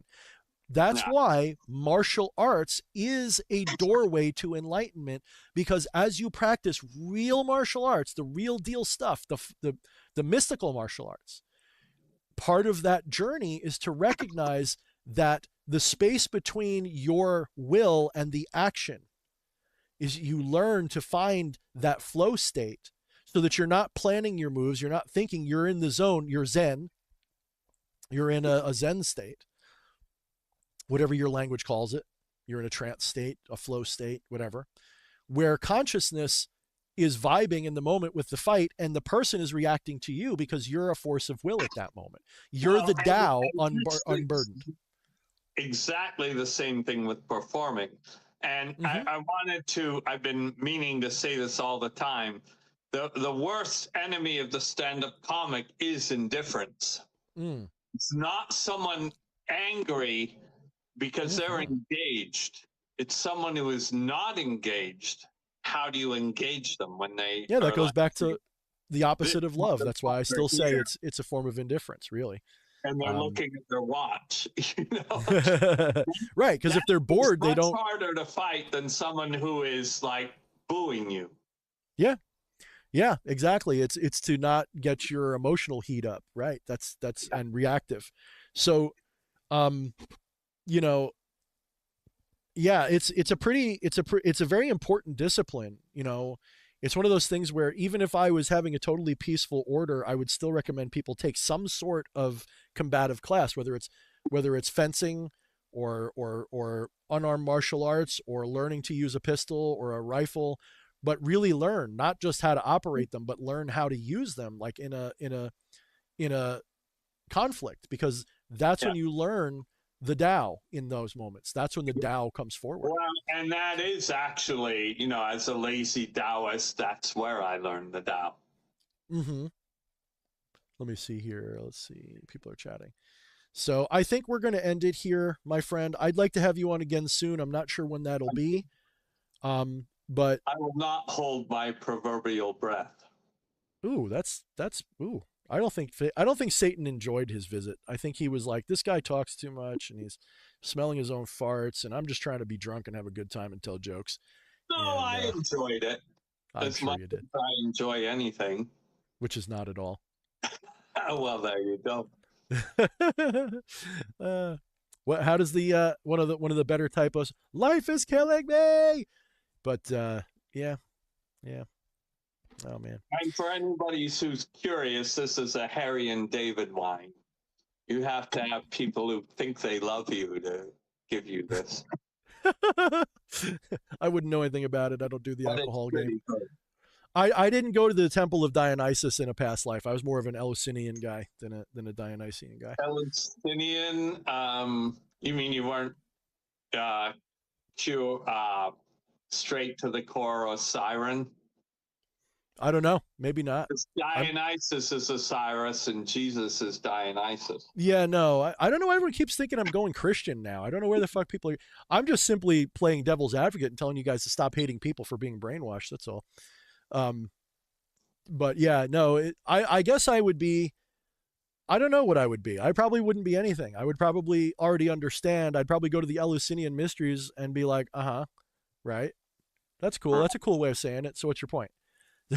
I probably wouldn't care because I already get it. Like, I don't think I need. I would probably enjoy it though. I'd probably get something out of it. But I mean, I wouldn't be going to the Eleusinian or Dionysian mysteries for the reason most people would. I would be going there to maybe fill in the blanks a little bit of what I already understand or get a cultural context, because You know, I'm sure it's nothing like what history tells us too, by the way. I That's the would be funny thing. going to butt fuck the people who are entrenched by the shadows. There you go. Sure. Have fun. I mean, you know, ultimately, all of these mystery schools, what is the ultimate mystery they teach you? The same thing every decent religion is supposed to, the esoteric side teaches you, which is your unity with divinity. That's the ultimate thing they teach you, or whatever way of saying that you want. Non-duality, monism, enlightenment. They're all teaching you the same thing. But that's not what the exoteric teaches. Correct. The exoteric is almost always about obfuscating that lesson, because ironically, this is the part I don't understand. The only reason you'd want to do that is if you want to control people, because people who understand who and what they are. It's not that you can't control them. It's just that it's a lot harder to convince me to want to bomb the living shit out of brown people in another country because you say so, when I know that those people are a living embodiment of me too. Yes. It's a lot harder to convince somebody to be a brute when they know they're brutalizing themselves on another side. The exoteric. Yeah. So without the exoteric, people wouldn't be willing to kill each other. Let's put it like that. That's right. So the esoteric is for the clergy to control the masses. Correct. That's what I was saying. You missed that part. That's why I said you might want to rewind the video, because I'm not going to. I spent about 10 minutes regaling them with what I've said before, thinking you were hearing me. You know, I already know, so why bother? Yeah. No offense. I mean, you are Satan. You know everything, not because you want to, but that's what makes it so boring to be you. You know it all already, right? Is that how that works? No, God is omniscient. I am not. Clearly, I'm not omniscient. I'm just a piece of shit. So you're shitting it. We got to omniscient. You're shittant. That's it. Shittant. Yes, exactly. I know all about shit. I just don't know about the good stuff. There you go. Well, you must. Otherwise, how would you know it's not the good stuff? If you know what the not good stuff is, you must have some clue. Semantics. Fucking philosophers. That's all they do. All right, guys. I think this was also just sort of a testing of the waters to see how Satan and I do together as a live stream companion partnership. He'll be back, I'm pretty sure, again pretty soon. Next week is the High Holy Turkey Day. If you celebrate that, we'll probably be having roast beef or something, but whatever. I always celebrate Genocide Day. Yeah, Turkey Genocide Day, or yeah. No matter how you slice it, it's a genocide. Native genocide, Turkey genocide. What's that? No pun intended. I mean, you could be literal and you're not wrong. You said no matter how you slice it. Oh, see, I'm not good at puns. I'm not a comedian. I know, but I had to point it out. As much of a joke as I am, and as irreverent as I am not much of a comedian. Yes, I know. And I actually have become one, and I actually not, well, partly through sloth, but partly not through sloth. Oh, you're gone. No, I'm still here. I'm just being quiet. Uncharacteristically so. I dropped a tooth and I can't find it in all my mess. That's poor Satan, guys. Phony. I'm the essence of phoniness. That's why. Wait, God? Is that God? God? No, all you posers owe me a huge debt of gratitude. It's so funny how people, they still don't get what I mean when I say that I am leaving behind the edgelord left-hand path community. They still, it doesn't compute for them. They think that means I'm going Christian or I'm going they don't understand the message I've been bringing this whole time. Well, so when funny. we were privately chatting, you actually said you were going to become Christian as a joke. What? No, wait, no, don't expose me like that, Satan. Don't do it. No, but well, yeah, it was as a joke. It was a bit, and then you abandoned it, and that's fine too. Well, I thought I would come on and pretend that I was your angsty teenage son and you were the boomer Satan, and I was going to be turning against you, and I was going to start But I'm also just part of your blame game thing where I blame you for everything. Like that was going to be the joke. And I was going to say, so which flavor of bootlicking are you going to choose? That's right. Exactly. It would have been a funny thing. No, people don't understand. Like left-hand path means more than what people think. It doesn't mean being good or bad. It doesn't mean being satanic or not. You have to look at the Crowley deck and look at the card, the moon. I prefer to just point at the Indian Agori and tell you, like, that's a left-hand path perspective. Those guys won't hurt a fly, right? But they'll smear themselves with the ashes. Or if you, well, I shouldn't say they won't hurt a fly. They will. They'll eat corpses. They'll eat corpses, and they will hurt you, but you got it coming when they do. They don't, well, today, maybe in the past, Agori were assassins and stuff. But their mindset is the physical isn't real.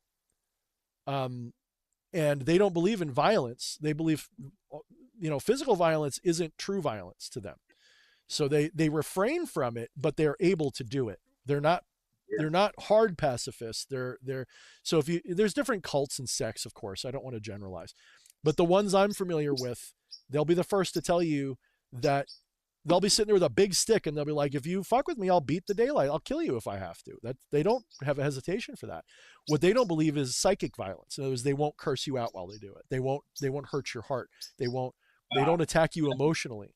They don't believe in that kind of violence. You, boom. Yeah, basically. So they'll, like you said, they'll eat corpses, they'll wear ashes, they'll do all the taboos, because in their mind, everything is divine, so therefore nothing is forbidden. That's a slogan I've used for a long time, which I should still have here somewhere, but I don't know what I did with it. Will they screw children? Will they what? Will they screw children? Listen, that is unfortunately universal in every cultish. Everyone says like, oh, we wouldn't do that. Yeah, every single religion on this planet finds an excuse to fuck kids, and I don't know what the fucking deal with that is, but I don't know if I'm sure some do. I wouldn't doubt it. I don't think it's baked in, but I'm sure some of them do. Why do you think the Cabal does it? Because they are, in a way, like taking the Agori to the nth degree, where they don't care. They don't have a line in the sand. They'll do whatever, and because they think that they're God, and they are, in a sense. And that was my reference to the Bohemian Grove in my open letter to Satan, which is on my Instagram, Satan_O_vision, because I'm a whore. And it should be the most recent one. You should pin that too, so it's your most viewed thing. I don't know. All right. All this technology is so new to me. I mean, I was going to blame you for it. Then I realized that's right. You're just taking credit for it. So wait, do you take credit or they just heap the blame? Do you ever just jump in like, I did that, just to like cut the middleman out and just take it like right on the chin?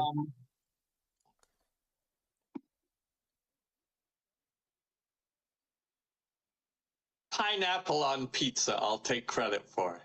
I like pineapple on pizza. Well, because you're evil. I'm evil. If the pineapple is very fresh, it's good.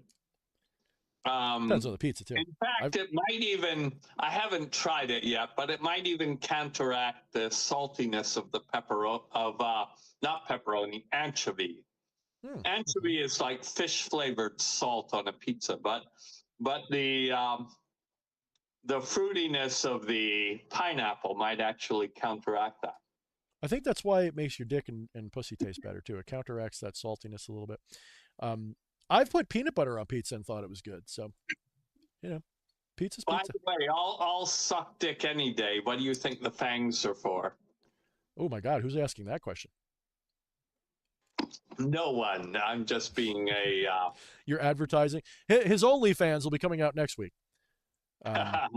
Or at this point, we'll call it OnlyFan because it's probably just going to have one, and it's not going to be me. So, nope, I knew that was coming. I jumped in front of it. Nope. Well, if I do, I'll be masturbating to myself and paying myself. If I did do it, it would only be to put it out as a free piece of content on one of those websites that aggregate the OnlyFans stuff and put it out for you for free. So Nice cover.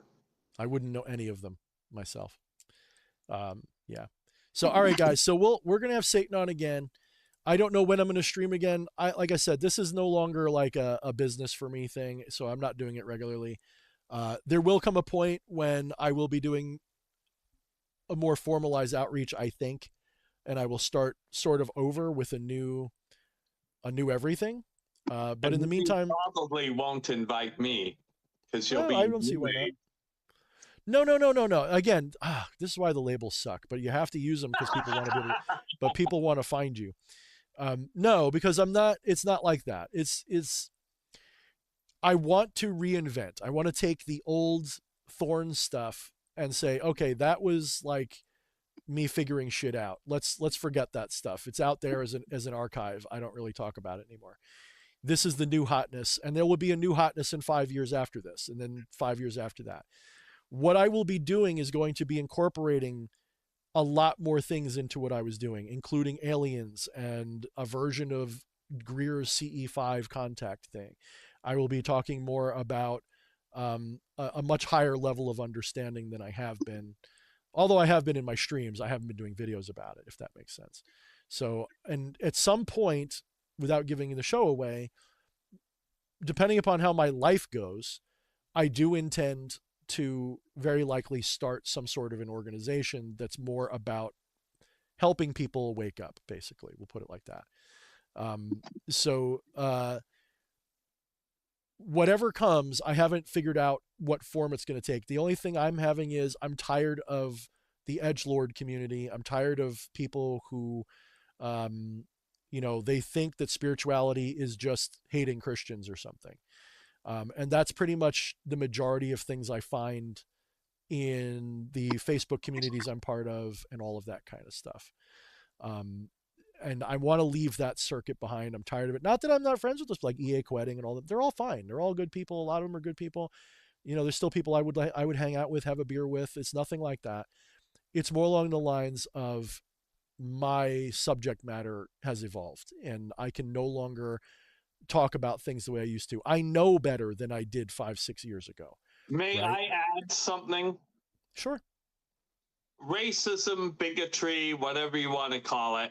Men hating women, women hating men, blacks hating white, whites hating black, Yankees hating Mets, yada, yada, yada. It's like shit hating vomit and vomit hating shit. You all fucking suck. So that's right. Yeah. Deal with it. You all suck. You all suck. And you suck in a way that's beautiful. So I want you guys to turn that suck into something good. Make that suck turn into blow. The old suck and blow game. But all right, so this is it for real. I will catch you on the other side of the stream, Satan, to talk in private. And until next time, geeks and gamers and weirdos who like to blow stuff up with magic, I'll be here. I'll be back soon. So talk soon.